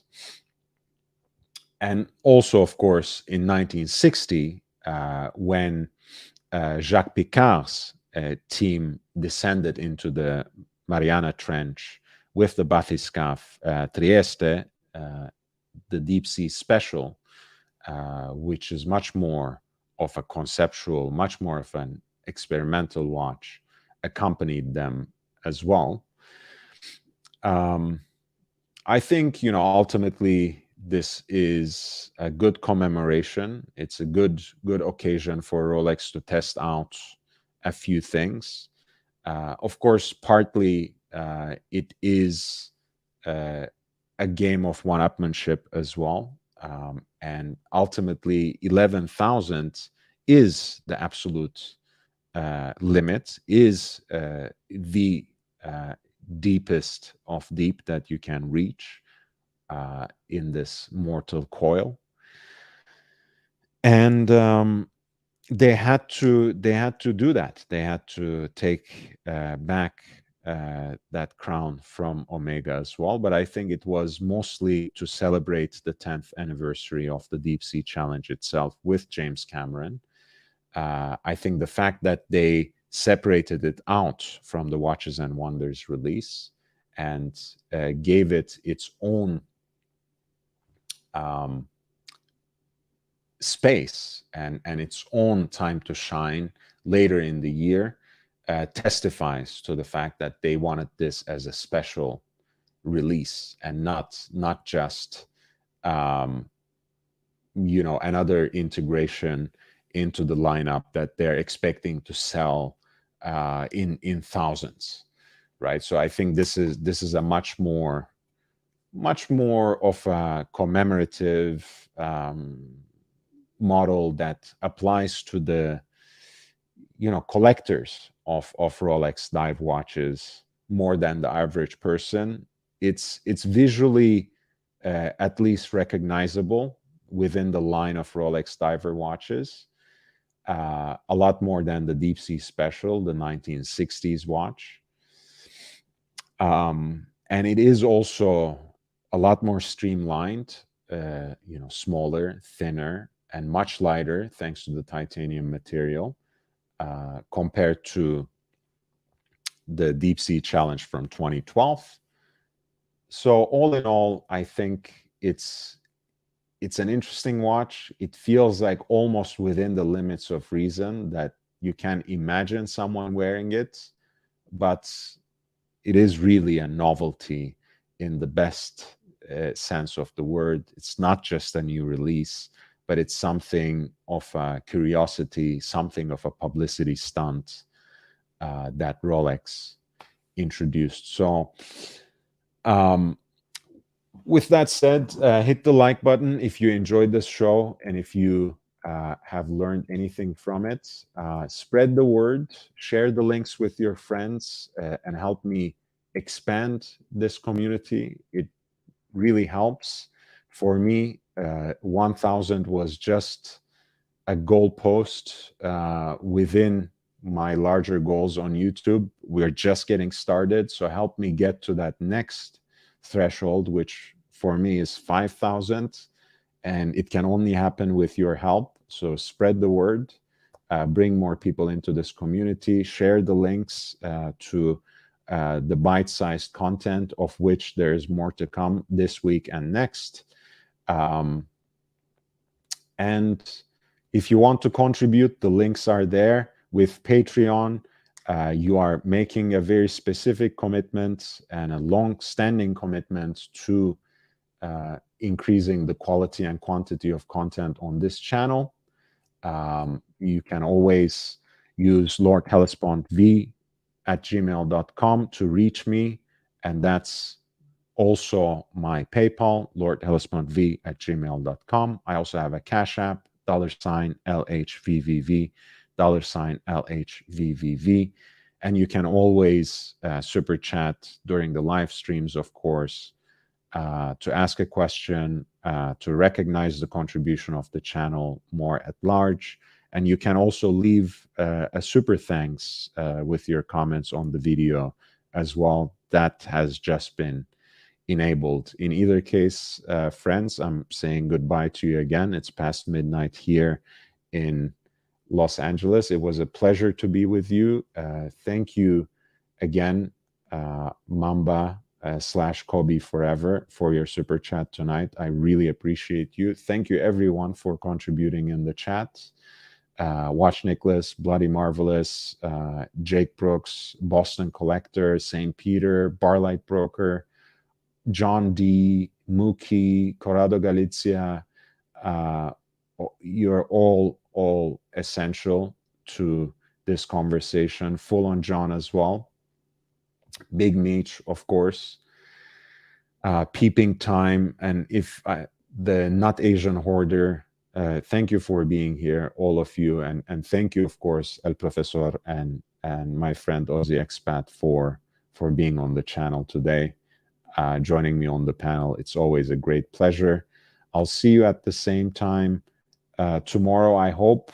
It's a busy and long day for me, so I don't know if I will actually have a live stream at night, but let's see if I can get it out there. I'll still try to drop something on the channel as a gift. And again, if you join me on Patreon, I also send you daily links to watch deals at various segments, and you can have a more direct access to me, and you can in fact tell me to tailor those links to your needs. I already have the 4 members who really appreciate this service, so feel free to join them and help me expand the community and the reach of this channel. Thank you, everyone. Hit the like button on your way out. Love you, and I will see you soon, if not tomorrow. Take care.